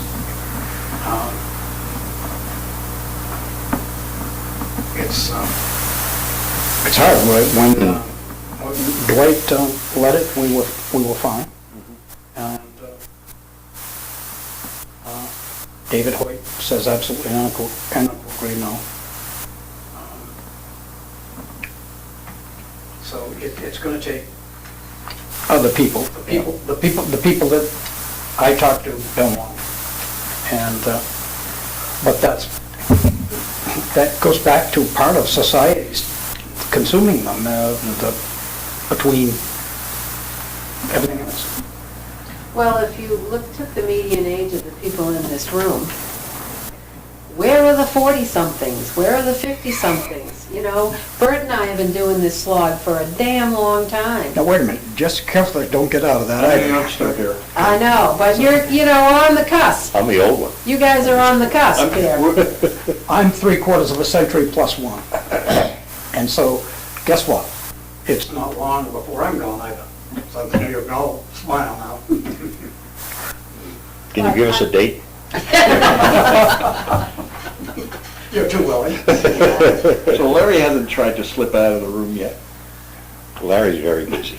Yeah, but, we're 6,100 people in this town and 4,000 voters. There's got to be people who have some sense of community who would want to be engaged. And they maybe they don't know about the opportunity. I'm glad to hear that people that know you are watching tonight so that they can spread the word, around any of these things. They got awfully quiet awfully quick. Yeah, when you put them on the spot. You want to give their names? What you can text them the application. Yeah, right. And the application is on the town website, so. You're absolutely right. And we as a board need to reach out to those people in our Yeah. circles that we know that have these skills and abilities to participate. Right, and one of the simplest things is ask people. People want to be asked. When you run for office, you don't expect people to vote for you. You've got to ask them. So. Is that how it works? You need to pull rank on David Hoyt. He outranked me first. I was gonna say. Yeah, I was gonna say. Who outranks who? Yeah. Who was first We in the have had that pecking order? discussion. Have a coup. Well, who was chief, I know. So are we good with that? Barry, good? Yeah, I like what Jen just said. I mean, if that's our responsibility, we need to make sure we have a mechanism to get something done for that. All right, we need 7 people with taking the jump and you've got a week. Yeah. Well, when's your budget gonna be ready? Probably after tonight. Oh, you're gonna give me that, I'm Yeah, sorry, then the sorry. margins. Sorry. Pressure on here. Sorry, right, you got a week. All right, so signs on the common. I'm not sure that you're aware, but you may be aware that there was a difficulty in the winter getting signs put up on the common because of snowbanks. And so some decision was made to post, and I say post with a small p, that there would be no signs on the common from November 1st to March 30th. And I'm wondering if you are aware of that. I was aware they were limited, but I didn't know the dates that they... Is that in the board that's Yeah, permanent? I board mean, that's- basically, you know, the sign ordinance says no signs posted in the winter, Right. but that basically gets, you know, decided probably on a winter-by-winter basis. Which is patently unfair to those of us who have to put signs on the common for our events. And I will use the Library Arts Center as an example. We spent $70 for our sign for Selections, which is the exhibit we have now, to take the sign down to the town office, the town garage, to be told, oh no, you can't, we're not posting signs. And okay, and we're not going to post from November to March. And I'm thinking, I don't think so, because we have all the churches who have their Christmas bazaars. We have the Living Nativity that posts in the winter time. We have the Red Star. Well, Carnival, I think, is on the Little Common. I don't think they put their sign on the common, so, but that's iffy. We have the Red Star Twirlers. So we you're have saying there's other Dancing with signs the Stars. posted? No, I'm saying that all those signs will be gone. Well, they should be gone if no signs are up. Correct, but it was a surprise. It wasn't approved by you as part of the change in the sign ordinance. Sign ordinance is vague, it just says winter. In a minute. The sign ordinance is not as vague as you think, Okay. but it was not approved by you, that change. And I think cooler heads will prevail, and perhaps the day will get moved. Because right now, you could easily put a sign on the common, we have no snow. So it needs to be flexible, and certainly November is way too soon. And I think, because it has come to light, this is an opportunity to take a look at that and say, okay, it's not fair to Public Works to have to deal with that when the mound is this high. And so there has to be some reasonability about that, but this was sort of like, whoop, stroke of the pen, you're done. Now you can. No, I think Hunter, Oh. go ahead. So, I became aware of this conversation on, I think it was Friday, 3 days ago. Probably, yeah. And I think it was the result of good intentions by our staff in that they altered the posting or the requirements, not regulations, they're policy practice. Because they do have difficulty locating signs, places for the signs in the winter months. And when I say winter months, I'm talking about months when there's snow in that vicinity. It's difficult for them to have to worry about not hitting this sign or that sign. And signs get buried and signs turn over and fall down the banks and so on and so forth. So it was a well-intentioned act by members of our staff that I didn't hear about until Friday. So I think the practical matter is just like we post our roads, no parking on the streets, and we give certain dates, so that there's some predictability and certainty of it. This winter is certainly unusual, and that we should have a foot or two of snow piled up everywhere, and it sounds as though we're gonna get, some Mother Nature's gonna maybe catch up Yeah, Thursday. on Thursday. So the problem then becomes, okay, we have no snow today, so somebody comes along and says, well, I want to put up a sign. So we look out the window, there's no snow, we put up a sign, and a week later, it snows like crazy, and the sign gets buried or gets knocked over. And then the people get upset that, their $70 sign got damaged or destroyed, or whatever the case may be. So it really isn't practical to try to say to somebody, you can put up a sign today, for the next 3 days, it's not going to snow, and then it snows, or that it's snowing today, you can't put one up, and then 4 or 5 days later, it gets very warm and all the snow's gone. There's not that sense of predictability. And I don't think it's fair for the staff to be put in a position where they have to go out and monitor that particular location all the time, and be checking the weather all the time to figure out if you can put up a sign, or how long the sign's going to be up, or how long it's going to be before you can take it down, and all that sort of stuff.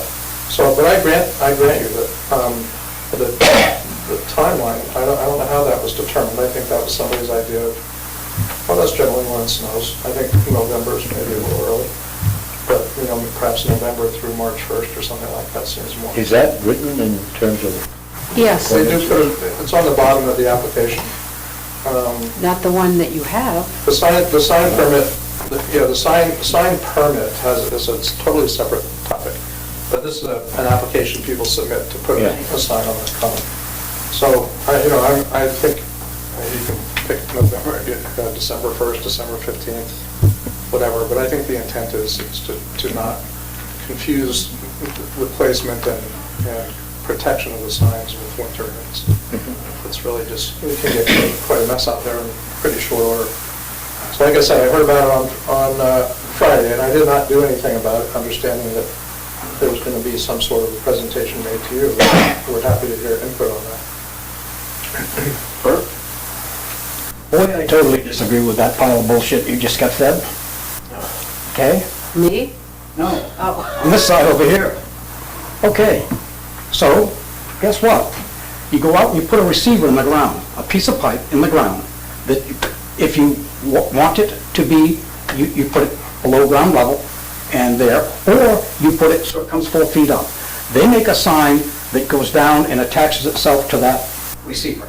It's good for all winter long. It's good for when a storm comes the 1st of November, or later in the year, the sign is there, it's high enough to take care of the snow, and the people still get to do what they use a common for. Common, what does it mean? It means figure out ways that we can continue to do what we do without interfering with the equipment.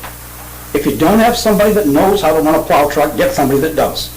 When he comes around that corner to do that, and clean it up, fine. You don't need any signs on the ground. You can put posts there for them, called receivers, and signs that go into them. And the people can have their signs, and snow can come ad nauseum again. And so try and figure a way to do things rather than a way to obstruct them or say you can't do them because.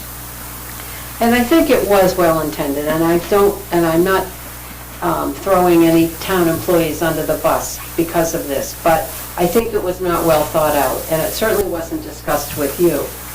And you're responsible for the ordinance and subsequently how it gets implemented. The dates were picked because they happen to coincide with when we have to get our plastic pots out of the cemeteries. November to March. So I think it was, that's what we do, we'll make it all the same, which again wasn't well thought out. And I think a thoughtful conversation about when could things go up, how will they be protected. I hope we have snow. Again, I'm not loving this either, but if you're gonna do it soon, so that people coming in the winter, which will be here again soon, don't go ahead and get their signs and go expect to have them put up and be told, no, there's no signs between November and March. Hunter, you had a hand up? This is a pretty routine, everyday kind of activity. I don't know how much, well, unfortunately, the statute designates the care of the common to my office, not to your office. This is not part of the sign ordinance, which is part of your office, or more your office than my office. And again, it was a well-intentioned, the guys who are responsible for taking care of this property on a day-to-day basis, I think, made an effort to try to make it uniform and predictable so that people can look ahead and expect when they can have signs up there and when they can't. And I think it's simple as that. Adopted by the Board of Selectmen, March 19, 2007. I can see on here that sign can go up 14 days in advance of the event. I read through that whole section. I don't see anything where we're talking about timelines. If an entity, Library Arts Center, puts up a sign and it snows and it gets buried over, well, It's on it's on you. And I don't think we want to get signs wrecked or destroyed, but a little bit of common sense goes a long way, and why should we be pigeonholing people that only can advertise events in, Dates, Oh, but it- but in winters like this, shouldn't common sense prevail just a little bit to say we could put a sign up this week on the common because there's no snow? And if it snows next week, well, I guess we pick it up and move it or do something, but to lock us into the fact that we can't do it during winter months when this is an example of a winter that we could do it. Well, we Shouldn't can, be though. able to do it. Number 9 says town has the right to establish new and/or waive existing sign rules. And number 7 says not in winter months, due to snowbanks. Well, right now, there's no snowbanks. Yeah, well, I'd go with number 9. Well, see, There are the, provisions that should allow us a little bit of common sense to say we should be able to put signs up. Yeah. but I think Hunter's point was, there's a application that's Yeah. entirely different Oh, than what yes, you're yeah. reading. That's the ordinance. The application is where the delineation is Yeah. about when it goes up and when it comes This is down. the permit. The permit, you have the permit, okay. That's what I was referring to. Number 7 and number 9 is what Barry and I are talking about. Okay, so on the one at the town garage, it's a different permit. You're also skipping number 10 there. Jeff, one more time. It would really be Yeah, that's a simple, good just to have a receiver that's driven into the ground.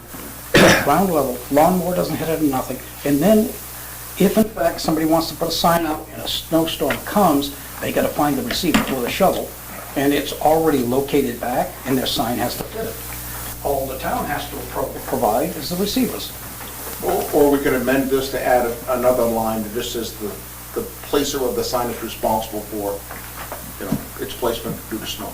Well, as I read this, though, it is the Public Works Department that's responsible for placing this. Correct. The process is you apply, you got to sign off, you physically take your sign to Public Works, and they mount it. There's a regulatory size, and fortunately, well, we do business with Peyton Place, so they know the dimensions, and they make our signs, and Bob's your uncle, signs go up.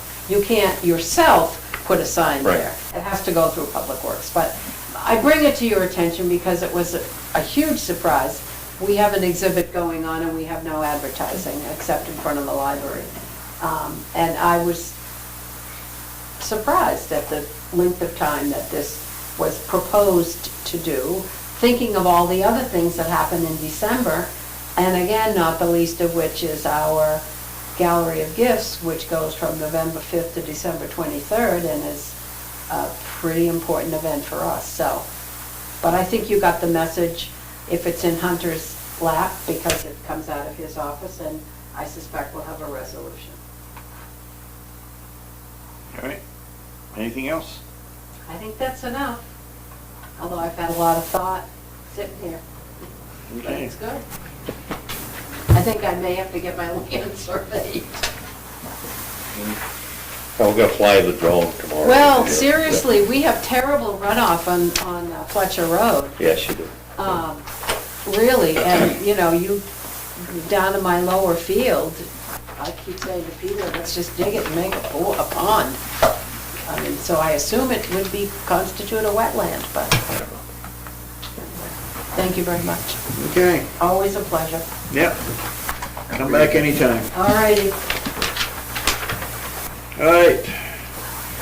Budget review. Paul, what have you got for us? Yeah.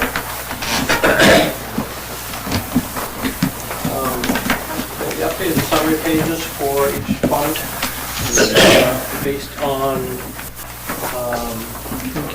Thank you, sir. unfiring of our vacant highway person that I omitted, which I added to the budget, and then, Conservation Commission. conservation will go in when the Board of Selectmen's budget goes in. Thank you. So it hasn't been forgotten, it's just not on this update, because this is still the manager's Yeah, recommendation. you know I'm gonna remind you. And then also some fine tuning on the salaries that we discussed. So what we had done is we had, when we put the budget together initially, we used the maximum full implementation of the Yep. study. We've gone through and made adjustments to half a dozen or so employees that there were complications with that the study would not have caught. And so I believe we're at 58,000-ish. So of the 75 that was omitted for the one position, we've recovered 58 of them. So then, what was that? $13,000 is where we started. That's prior to anything that you've, any adjustments you've made. Okay.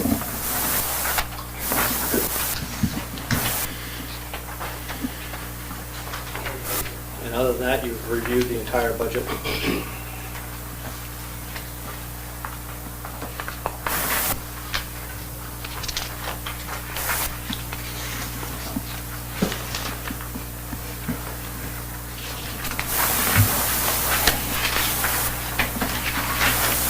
So if I'm looking at this compared to what we had in the books last week, okay, on the general fund budget, we're up 2 cents on the tax rate from last week. That's correct. Up to 37 cent increase from 35 cents last week.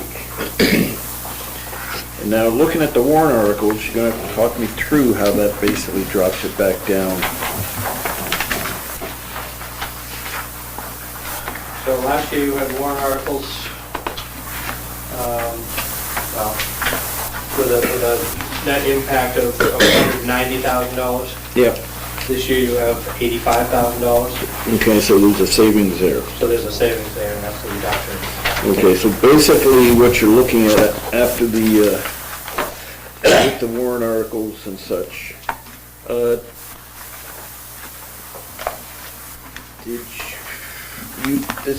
you're basically looking at a tax impact of 23 cents Yes. instead of 21 The cents. manager's budget were adopted, that would be the, Okay. And this does not include the warrant article we voted to put in on the library roof. That's correct. No warrant articles are included. Okay, no warrant. It's just pretty much as we see it, the operating budget. Okay. So that's all the part where we have any control. Okay.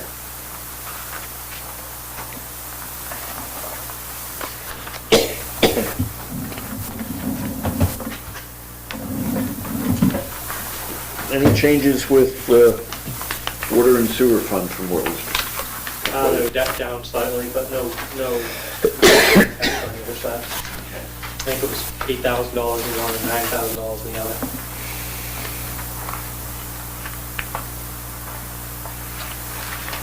Okay. Anyone on the board?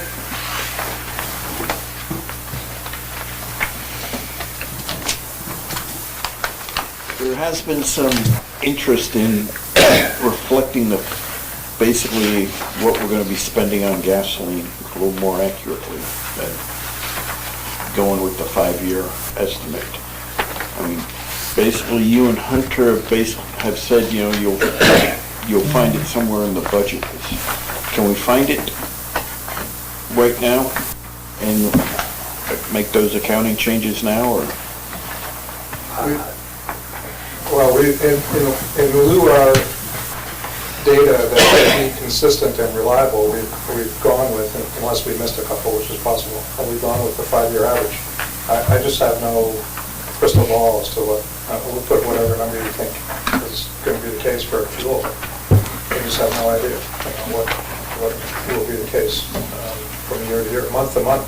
I mean, we're over budget for this year quite a bit. Yeah. I mean, last year, I think we budgeted fuel at $2.50 a gallon for the current year. And we're probably paying, it's probably not, $2.75 right now? right now. I mean, back last summer, we were probably paying a little more, quite a bit more. So we're not too far off now. Yes, that's the dilemma. Yeah, what do you, I don't think I saw it in there, or I missed it. What are you using per gallon cost for fuel next year? The budget was developed at $3.75 $3.75? from coming out of the fund, yeah. Which would be higher now. Right. Right. Yeah, that's- You never know. And that's $3.75, taking out the 20-some cents or whatever it is for taxes Right. that we don't pay. It's net to us. Right. So you're basically looking at close to a $4 a gallon, Four and four. 4.25 for fuel at the pump for us.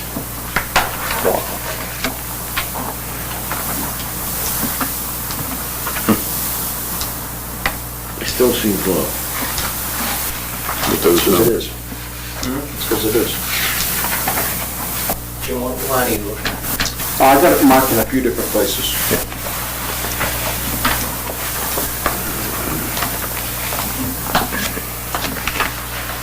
If you want to pick a number, if you think it's a fair per gallon number, we'll go through and change all of them to reflect that number. Save you the trouble, track it line by line.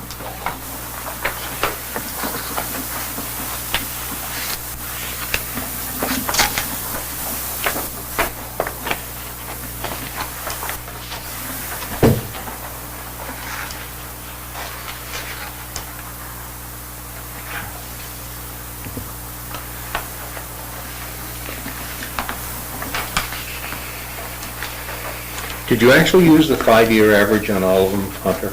That was the intent. If we've missed a couple, then that's on us. But again, if you think where was it, 3.25?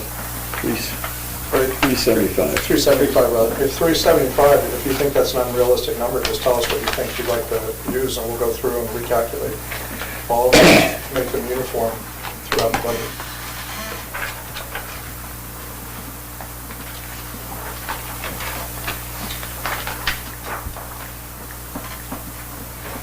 All right, well, here's what I got. On page 15, the line for fuel expense, 379. Okay. Basically, the department requested $9,000. Manager's request came in at $4,500.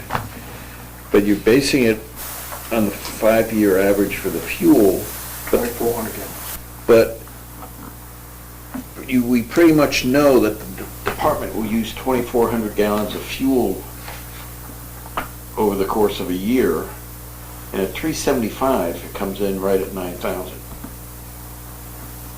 So we're basically, you've given us the fact they're gonna use this much gas, we're estimating this price per gallon, and then we're cutting it in half. I don't think it's quite that simple. You're looking at only 1 year. Right. We're looking at 5 years. So either one, we could get no argument from us. Right. Put whatever number you'd like to have.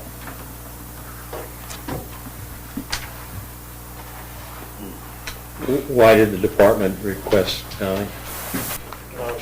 I don't recall exactly the conversation, but if they did, I do remember some conversation. Well, last year we did this.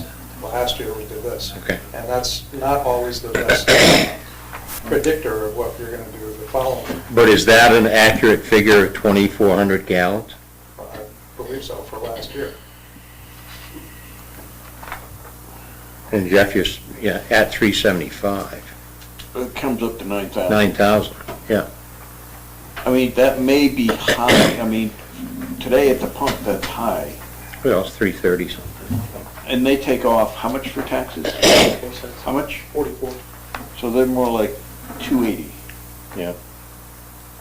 I can tell you with a great deal of certainty that the police department used 10,500 gallons of gas for the dozen years that I was doing budgets, and again this year, 10,500.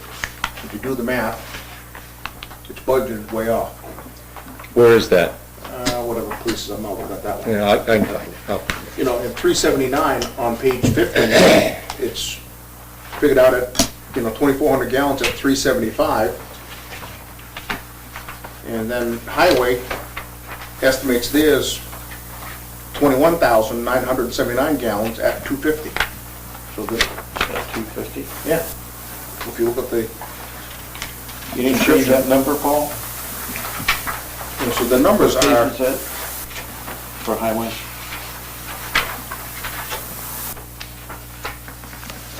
May not have changed the, That may not have been changed.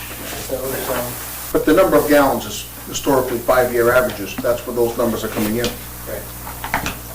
So we'll be pleased to go through and take whatever the department requested for last year's gallons and multiply it by 375 and we'll put that number. Net zero gain.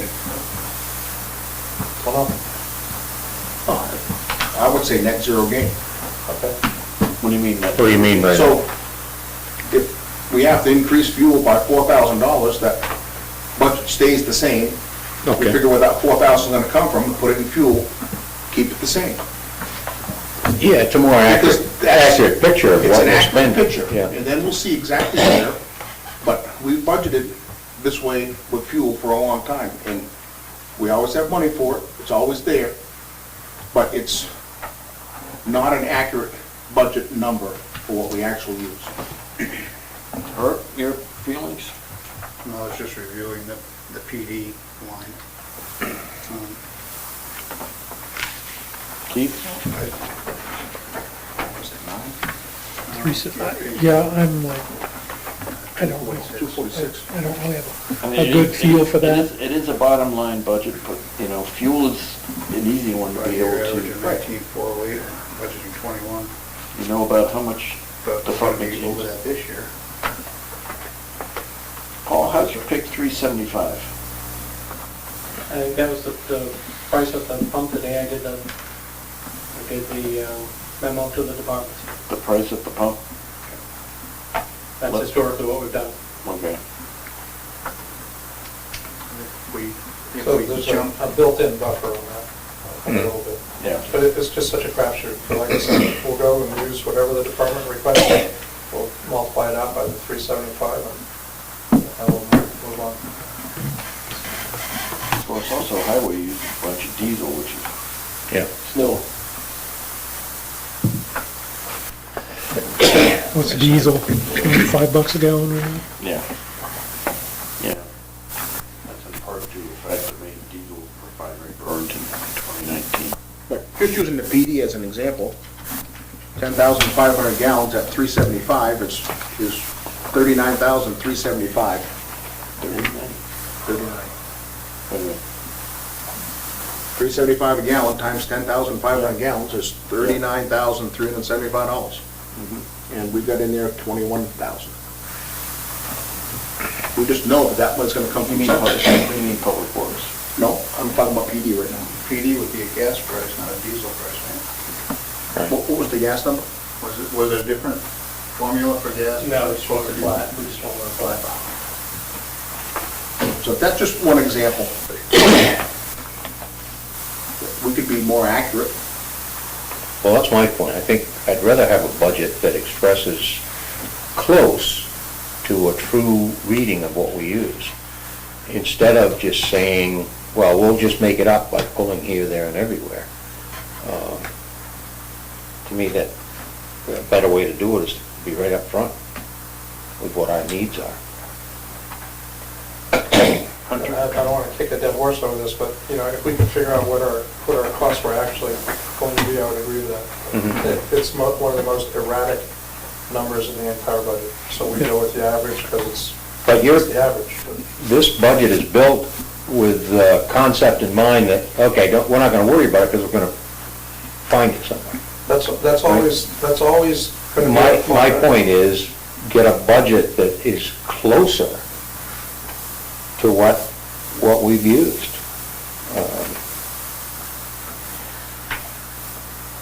You said the 375 is gas and diesel average? Average. That seems pretty low. Just know diesel Well, right now, gas is below $3.30 something. Yeah, so if you take 40 cents off. Depends, you go up the street or you go to Claremont, it's 20, 25 cents a gallon Basically, difference they- in Yeah, 30 mile radius. Yeah. You get it here in town, right? At Jiffy Mart? We have contract with Jiffy Mart at a rack plus for cost. So the pump prices are actually a couple pennies high anyway, because of the way we do it. Bert? Is there a cost in there for the depth for the diesels? That I don't know. It's added into the into the cost. It's added in, Paul? I think it's added into the costs when they look at the pricing and do it.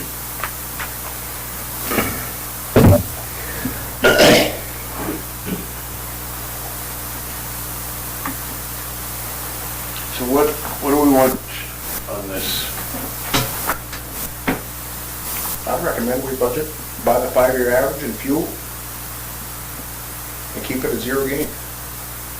So if we have to add $5,000 to a fuel line, then that 5,000 comes from someplace else. Keep it flat. So pretty much try to get the fuel cost Accurate. more in line with the current pricing and the usage, and make adjustments elsewhere in the budget. I agree with that. Jim, how many thousand did you come up with your calculations? I just did one, but there's half a dozen examples. So PD is gonna use $39,000 worth of fuel at $375. And last year, well, we're budgeting this year at $21,000. So there's a pretty big hit in one line.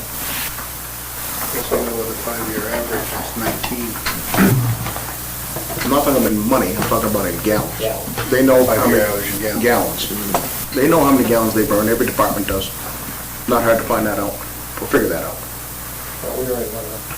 So just to play devil's advocate for a second, though, if we're gonna take those adjustments and take them away from other lines in the budget, that seems to be contrary to what we're trying to do. Trying to budget accurately for all lines of the budget. Where, in the case of the PD, where would you like me to take $20,000? Where would you take it if we kept budgeting the way we were? If it actually turned out to be a deficit, it would remain within the police department. Okay, so you, We'll always keep all I see of what our you mean. expenditures within the departments. Some years it will be, some years it won't. I mean, because if we're budgeting at 375, if this was a year from now, or if it was a year from now, we're paying probably $1.90 at the moment. So we're about $1.90 at the moment, and your budget at 375, so every gallon is leaving $1 and some left over, so it kind of creates its own kind of surplus. But we'll do that, we'll be happy to do that. And we'll bring it back to you, and you can look and see where we made the cuts. I don't have a problem with the way it's budgeted right now, especially with the way fuel costs, oil prices have been jumping up and down like Mexican jumping beans. Right. I mean, it's hard to put that thumb on what you're gonna spend in that area. You try to hit somewhere in the ballpark and, you know, and make adjustments as you go. But it does seem to me that in this particular case with fuel, we're admitting that, okay, this is just a crapshoot, but we're off. We know we're off. We know we're off. So I'd rather have a budget that is a more honest perspective, well, honest is the wrong word, but a closer perspective of where we need to be. But you're gonna base that on a 5-year average, and you have no idea if in 6 But months. you gotta base it on something. If that's even gonna be close. You gotta base it on something. 5-year average for gallons used is a more accurate measure than what we're seeing here. That's the point. The 5-year average shouldn't be used on dollars because of the volatility. But on the usage, it should be. And because there's a reasonable expectation there that a truck that you buy today gets better fuel mileage at less cost because it burns it more efficiently than does an older one. So the newer vehicles are driving down your gallons, and prices are going up. So there's an offset, a partial offset there. I think that's a myth. As a department head, I sat out there for 10 budgets, budgeting for the number of gallons. Every other department head is budgeted for the number of gallons, but yet the budgets always were half that, a third less in dollar figure. And it was always a bottom line budget. It came from that department, and we were never over budget. I mean, So where was your corrections taken from? at the end of the year, any line that didn't have any expended funds, that absorbed into... Within your department? Within my department. Within your, okay. And it's that way with every other department currently. So they have to anticipate a, 5 to 10%, being under budget, and that money is just gonna get sucked into those overage areas. So perhaps... Which is why I say if we take and budget fuel, and we never went over budget, but if you budget fuel appropriately, and the rest of the money comes out of other places, water will seek its level, and will be a more true, more accurate budget. Should we perhaps, if we budget the fuel more accurately, drive up the price of fuel across all departments by,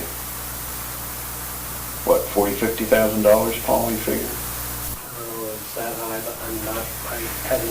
So what would that say, what would $30,000 do to the tax rate? Add another, 35,000 is a nickel. it's a nickel. And we're not talking about adding it to the tax rate. No, but that's another, if we have, if the rest of the budget is budgeted more accurately than fuel, If it is.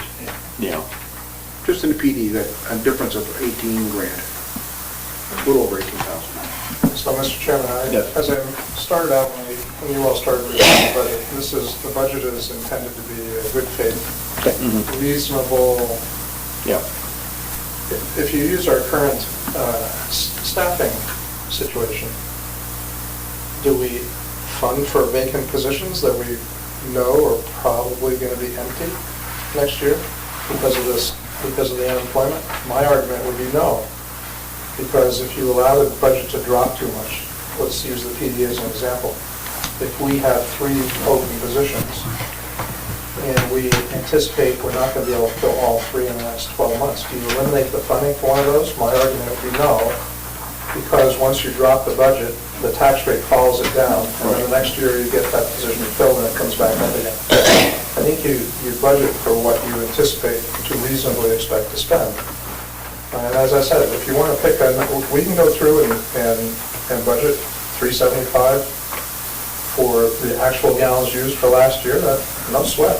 I can't guarantee you, we'd already, if the gas prices are the way they are today, on July 1st, you'll have a surplus, because you'll be funding for twice the price that we're actually paying. Well, do we have to budget for 375? No, we don't, but it's just, I'm not being argumentative with you, I just don't know where to go with that number. It's been as close as, what, $5 in the very near past. So I just don't know what it's going to do.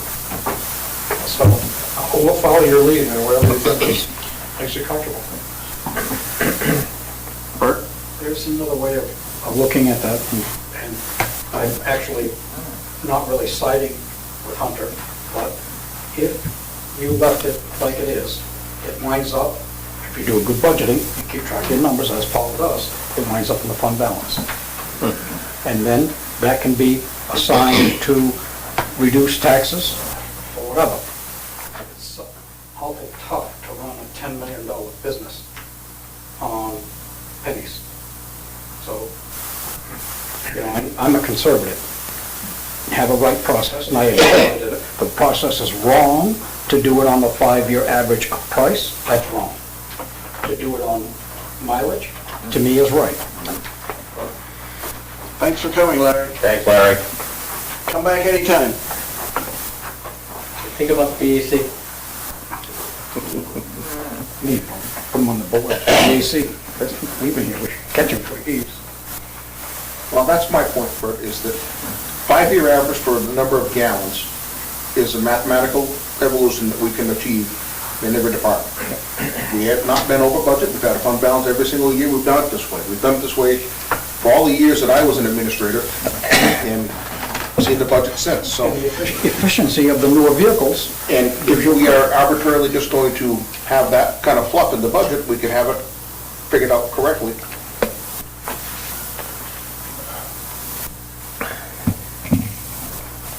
But And I my don't only think it's concern cost us is any extra money. We're already at 23 cents. 375, but they take off 40 cents, 44. Well, so So we I'm can, just looking at a more accurate, I think 375 might be too high right now, or it might not be enough. I mean, in effect, we're really budgeting for 4.25, Hmm. 4.15 That would seem more like a realistic number to at me. the pump. When you see 4 something. See, we don't pay at the pump. taxes. Yeah, We don't pay the tax taxes on it. it. So the pump can go as high as 4.15, 4.20, and we're still within budget. If it goes beyond that, then we're over budget, because the price we pay also trails up along with the pump price. But as long as it stays under that, we're basically saving Mhm. money. And even though we can see the gas prices are kind of off compared to what they have tracked over the past years, looking at the overall budget, you know, Paul and Hunter brings in budgets very conservatively and. Yeah, I'm not arguing with that, I'm just saying I'd like a more appropriate. Right, but to change this one line in probably 6 or 7 accounts would mean shifting something somewhere else. And Mhm, as yeah, Hunter said, I you know, understand we carry employees that we haven't been able to fill yet because we need to fill them at some point. And if we drop the funding for, say, you know, this phantom employee we haven't been able to fill, but could use and would benefit us to do it. I'm just trying to stick to fuel prices. Two things, I guess. This might make things a whole lot easier. Yeah. If, We need the BAC to figure this all out. I don't want to see our rate increase at all, zero, Right. right? 23 cents is already going to be, you know, that's. So if it's a matter of one or the other, then I'd leave it alone. But I don't see any reason, I always knew in my budget where I had a little bit of money extra, that if I needed to move something, I could. But it was nice to have it It there. was a nice But it was to nice have. to have it there, and I Well, have maybe fund we balance should every leave. year. I return back, you know, a good chunk every year. So I just know that in my budgeting times, decades worth, that I knew that was there, and this was done that way my entire tenure. I budgeted. This process. Yeah. Yeah. I budgeted the correct amount based on 10,500, because it was that way every year. But the true budgeted number was never accurate. Okay. Fuel was one of those ones that we could never, ever, ever nail down. But we never also never did it remotely You've correctly. just made a fairly solid case to leave it the way it is. So if it's a matter of having one or the other, leave it alone. So if I can digress here, I'm not trying to push you one way or the other, but. Yes, you are. Well, no, I'm trying to help you understand. Don't be so honest. I'm trying to help you understand that this is not as much of a science as people might like to think it is. Right. I think budgeting is not a science. But just give you an example that this board in this context can relate to. This board asked us to find you $14,000 to do a study for the Conservation Commission. I'm not picking on you, but if the budget was a science, the answer to that would be no. Yeah. But it's not. It is, the budget as you see it in front of you right now is inaccurate. I think we were talking 15, not 14. Yeah, I It's think inaccurate. And it will be more so by the time July rolls around, and we rely on that flexibility to be able to move with circumstances. So there's as a the year goes. built-in ability here to move things around. Oh, absolutely. And you sort of like that. It's a bottom line. It's a necessity. I think it's There is a necessary. necessity, but it's also nice to know that the gallons don't change, right? That's Yeah, I know. I historical. agree with you So there. either we're Yeah. picking 375 is too high, right? Maybe we need to do a different number, but the numbers don't make sense, they don't add up. And that was my point when I budgeted, and when I went through the budget process every year, I would sit right there and say, I'm asking for $30,000 in fuel, but you're only giving me 10. You know I'm gonna be over. But you benefited by that in some ways, that No, I you knew I had to a be wiggle tight. room there. I had to be tight everywhere else so that I could cover the Okay. gap. There you go. All right. That's, that, So if we took that gap out to begin with, right, and we budgeted 30,000 like it should have been, now I'm spot on. I don't have to worry about being extra tight Okay. and doing Yeah, away yeah. with some things, So we because take- I'd already done away with it. So we take it out of ammunition and put it in fuel. So- Whatever the case may be, right? so But it can be done. I want Yeah. to play devil's advocate with that. Our department heads know that they're over in some, likely to be over in some lines and under in some other lines. So there is an institutionalized efficiency that But goes we on. budget on 5-year averages, I and we understand. don't do that in this single And instance. and I'm happy to change that any way you want, but there is a constant drive on behalf of our staff to bring in their expenses line by line on target every year. And if they result in a surplus, then so be it. And in 42 years of doing this, I've never overexpended the budget, and I don't intend to do it now. So we'll just give us a number, and we'll plug it in. I'm happy to do it. I have a question for you, Bert. What did the school department budget for the cost of diesel? Do you know? No?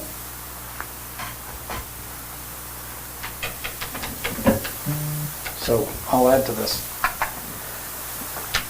When you budget, you make a pot of money. All of us know that you can move within. Yeah. So if in fact you budgeted so conservatively that everybody failed to meet it, now you got a deficit. The public knows, I believe, and understands that you can't run a $10 million or a $20 million budget on zero. It don't happen. It's a catastrophe. So there has to be some there somewhere. That being said, but it's got to be real. It's got to be realistic. It can't be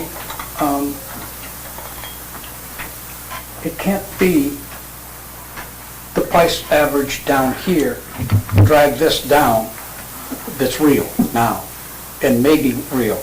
Maybe it won't be next year. If it isn't last year, great. But if it is, you got to get up there somehow. Yeah. So it's a budget of money, a pocket full of money that can go anywhere. And Yeah. that being said, Bottom line budget. and I deliberately did not answer your question, Jeff, because of your statement at the last meeting where you said we voted two. That statement is wrong, and I've not gotten an apology from you Voted to what? on that we weren't going to pay our rent. That was the vote? No, Jeff, that was the conversation. Bill? I don't like it. It's a topic for another So, day. well, let's, where we have a fuel budget budget. right now. Why don't we just leave it the way it is? Second. I guess I made a motion. I move we leave, the fuel lines in the budget as presented. And you can I will second second that. that. Is there any discussion? Nothing I already said. Yeah, very sad. Okay, just check it. All those in favor say aye. Aye. Aye. Opposed? Nay. 3-2. We'll leave it the way it is. Sad. What else we got budget-wise? Excuse me, Yes. were you a no? Yes, Was there somebody else? yes, I was a no. Thank you. There's a way to do it accurately, or better. We could have taken a roll call. Okay. What else budget-wise? Paul, anything else in here worth pointing out to us at this point? No, I don't know that, like I say, you've reviewed it all, there were no other changes other than adding back that position and associated benefits. The only question I have is I was given a typed out warrant article for the Conservation Commission. That's no, that's, We don't need it. And my feeling on that was not to have it for review tonight, but we'll look at that with all warrant articles. If we were doing that warrant article, we would look at it. We'll put, traditionally, we'll put together a package for the whole warrant, including the warrant articles, and then you can take them out or add them. Okay. Is that what we're doing Thursday night? Thursday, not this Thursday. Okay, because it's on the agenda. Thursday's on the I agenda. think that was a final budget. BOS budget review. if necessary. There was a notice sent out that the 23rd was canceled. That's what I thought. You moved Oh, I'm this looking at, Thursday. yeah, I'm looking at February. Yeah, you moved this Thursday to today. Okay. That's right. All right. So is the statement correct? It's what? No meeting this Yes, when do we do the, There is no meeting. No meeting. I think we're gonna do the budget on Thursday and skip today's meeting, because it's a national holiday. And we decided to just do it today, with the budget and everything. so when will we have the warrant articles? Historically, I think I've given you a list at the first meeting in March, and they're actually written out at Okay. the second meeting in March. Right now, you've got 16 or 17. Warrant articles? Yeah. Okay. Okay, so we'll have those on the 6th of March? Sure, the list anyway, I don't know if they'll be written out or not. Okay. When's the last day for petition articles? That's the 14th? 14th, school meeting? Okay. And the 20th will be our budget and bonds hearing? Correct.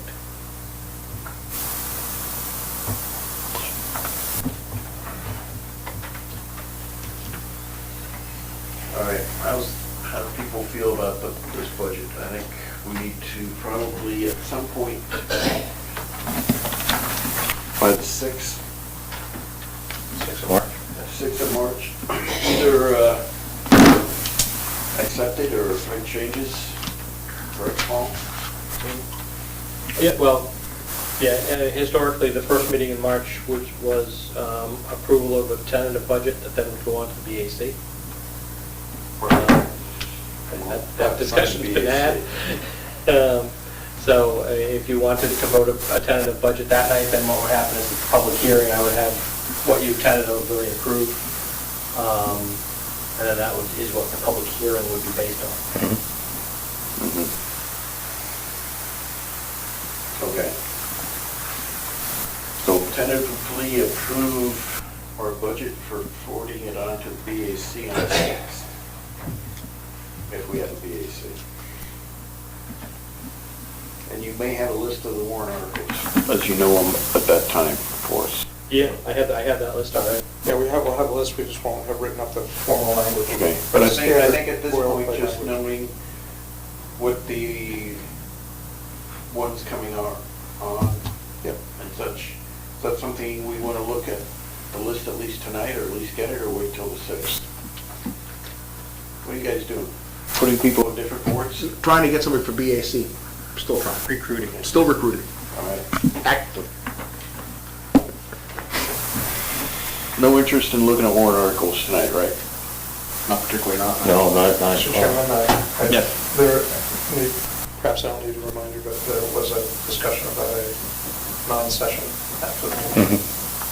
You're right.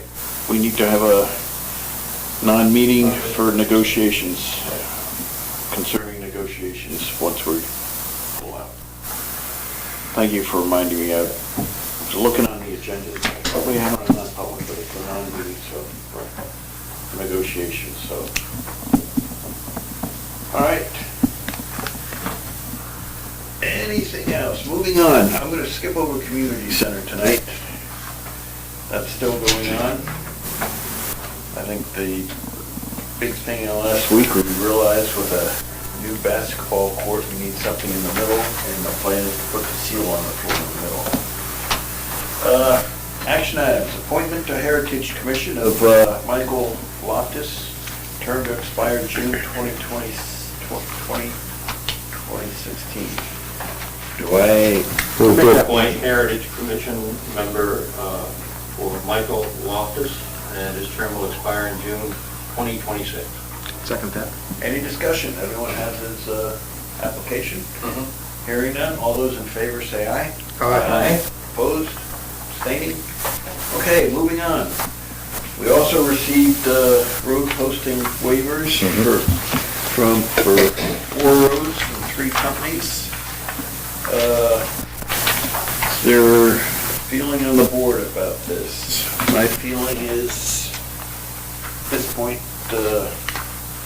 we grant these waivers, these companies are responsible for maintaining the road, and perhaps what we need to do is go out, and ask Public Works, go out and take a look at these roads tomorrow, so we know a baseline condition.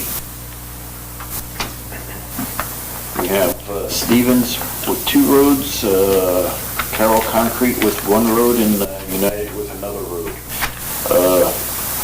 Basically, they need to use these roads to get in and out from their facilities. With the warm weather, we may be having mud coming earlier, and if they're heavy trucks, they're assuming responsibility for maintaining these roads in a passable condition.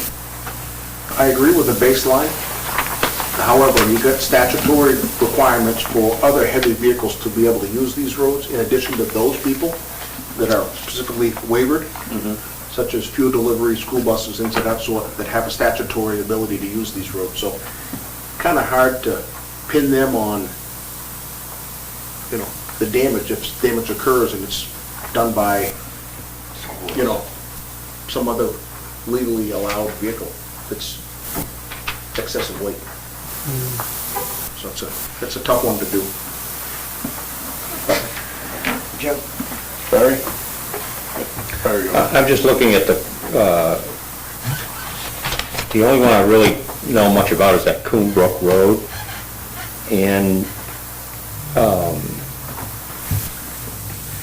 this is the correct time to bring this up.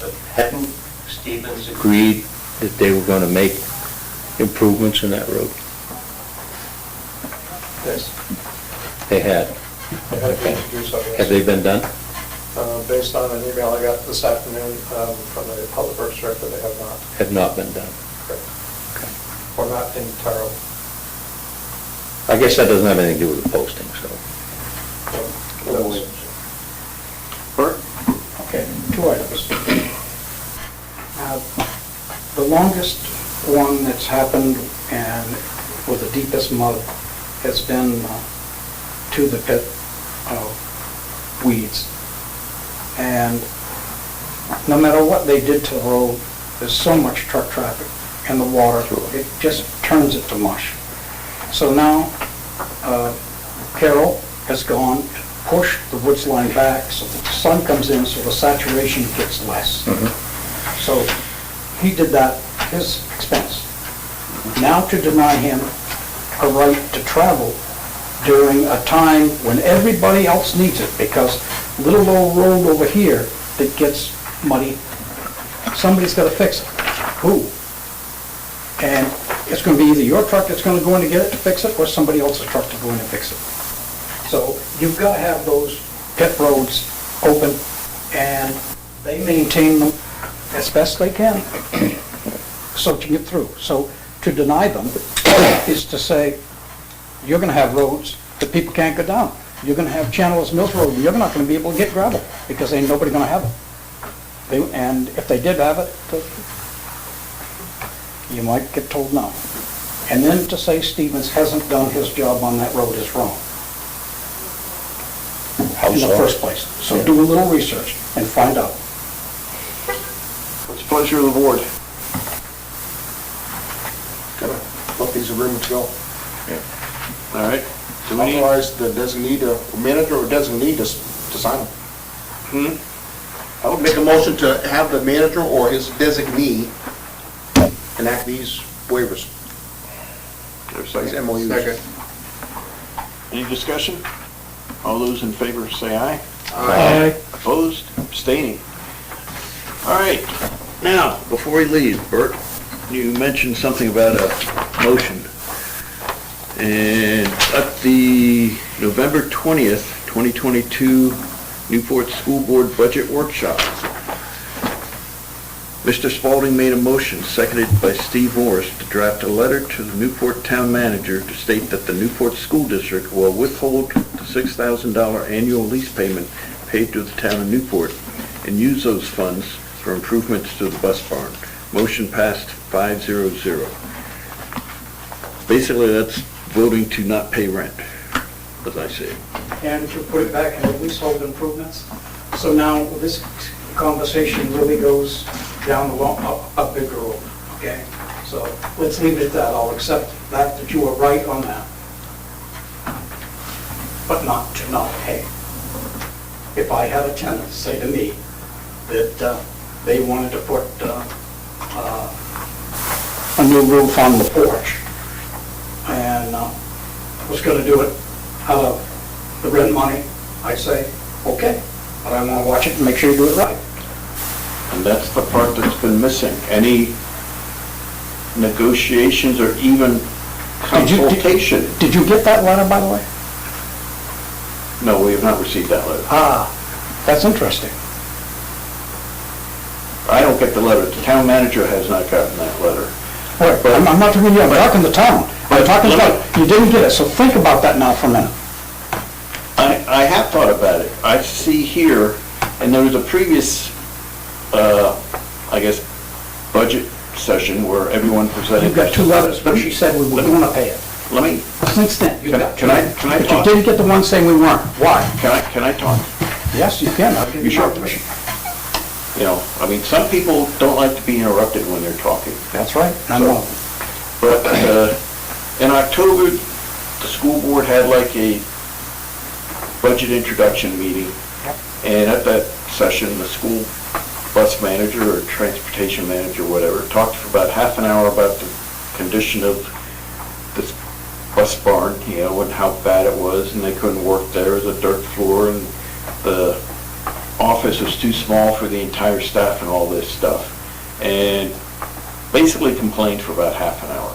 And then at your budget work session, we have this motion to not pay rent on the facility.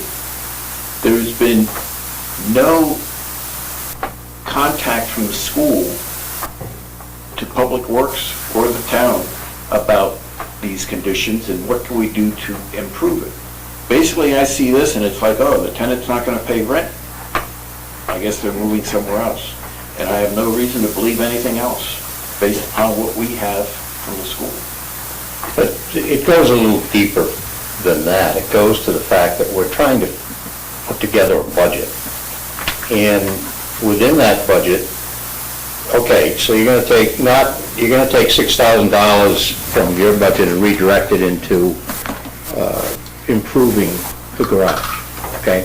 Which, I don't know why you think you have the ability to just do that, but anyway, that's what you said. But the bigger thing is, we've heard nothing about whether or not you want to continue the contract. What you're saying is, you're going to pay the $6,000 for the rest of the year. That's point blank, that's what you're saying. We're more interested in what's going to happen next year. You're going to pay it or not? Are you going to be part of that or not? We haven't heard, and that's part of what we want to know. I said at the last meeting that we're trying to prepare our budget, so we need information, and we haven't received that information yet, that I'm aware of. And actually, the way I read this is, we got the message you're not paying rent next year, and therefore, So have to assume you're not going, So you're not you, paying. you and he haven't read, the board hasn't read the superintendent's last two letters to you? It clearly states that we're paying. So, Next year? so some questions ought to be asked here. And I'm not gonna answer the question when it is. There was a motion, but it wasn't followed through. Why?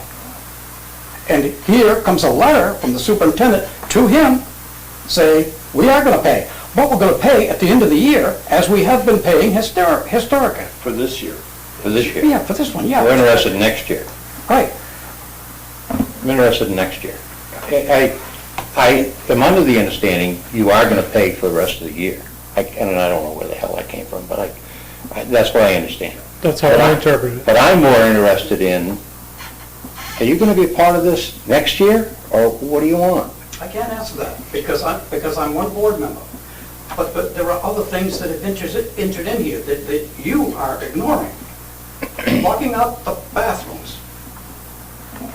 Did we do that? First ever. Okay, I hope that we didn't. We did. You did.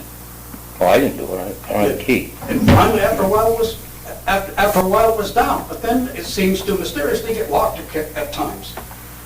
So, why? And the plowing in front of the doors. Not done. Why? So, there's more to always something. And so, you say the individual sat there for half an hour and laid it out? Well, that's not all of it. And so, that being said, those things have got to be worked out. But the point is, you're getting your money, nobody's told you we weren't, because you didn't get the letter. Let me follow up. It's hard for us to understand your problems with the bathroom or plowing if no one tells us. And also the fact, I'm hearing from you that the school board voted to basically terminate the lease at the end of the year and to send a letter to that effect to the town manager and have the superintendent send a letter to the town manager. But the superintendent, from what you're saying now, ignored the motion of the school board, didn't send the letter, and I don't know what else. So, there seems to be a lack of communication. And we can only act upon what we are seeing you doing through this motion. Hunter? Yeah, just for the edification of those who might be interested in watching, as you know, at your last meeting, I shared with you all the emails that I sent and received from the superintendent over the last... Yeah, that pile I didn't get. Yeah, somebody ran out of it. Yeah. For the last 2 or 3 months. And ad nauseum, we have asked for specific input. Are you paying this in this amount? Are you paying this in this amount? Are you paying that in this amount for this period of time? She has answered that she is not paying for the school, for the newsletter, their participation in the newsletter. She doesn't see the value in it. I think it's safe to paraphrase that, and she doesn't advertise that. That was the explanation given. She has confirmed that she's paying the rent for the school barn through the end of this fiscal year. But I've asked at least twice, maybe 3 times, what her intention is for the next year. And she has not answered. If there's something mysterious going on behind the scenes, that the school board really didn't mean what they voted on, then I would have expected her to say, I can't answer that at this time. There's further discussion going on, there's further consideration, but there's been silence on that particular item. Well, not really, because when I told her that it would be available to her next year at the new rate that the board indicated they wanted to see, and that we would be asking them to be separately metered the electricity, she said, what extra am I getting for the extra rent? And I said, nothing. It's just a trued up number to reflect inflation. And yet again, she has not answered. So I would, we would like to move forward and repurpose that space. If the school, well, like this, we'd love to have the space and rededicate it to the purposes of public works. It'll save us a lot of money in a lot of different areas. And we would like to include that question sooner than later. Now would be great, so that we can allow the school to finish out their year, and we can then make our plans for repurposing that space as of July 1st. But you have all gotten copies of all the emails back and forth. There's been no letter in that respect. The superintendent has never written me a letter saying, based on the vote of the board last week, please be informed this has happened or that has happened or whatever the case may be. There's never been such a letter. So, and as I said, I can only go on what is in these minutes from your meeting back in... I gave you that. I'll apologize for that. You're right on that issue as that. but you never got the letter stating what was gonna happen. So, and then, for Hunter to say what he just said, in his letter, he brings out a question like, oh, so the two other issues that he raised as to what are we going to do.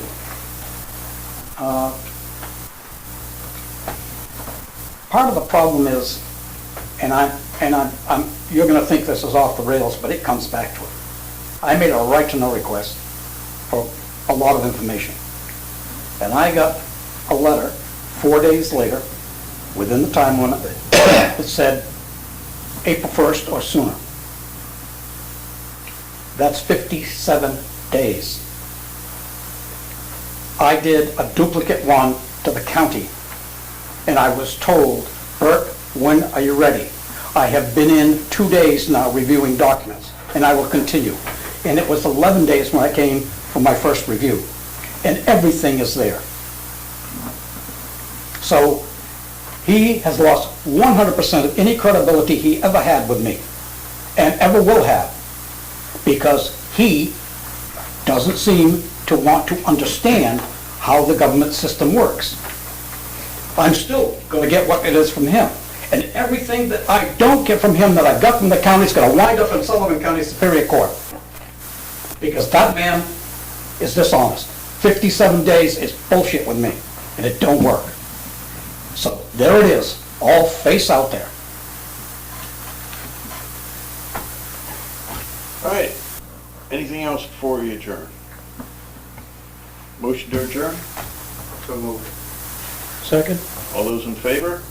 All right. Aye. Aye. Opposed? All right.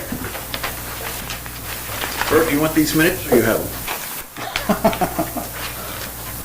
Now you can have it. Okay. Pulled it off your website.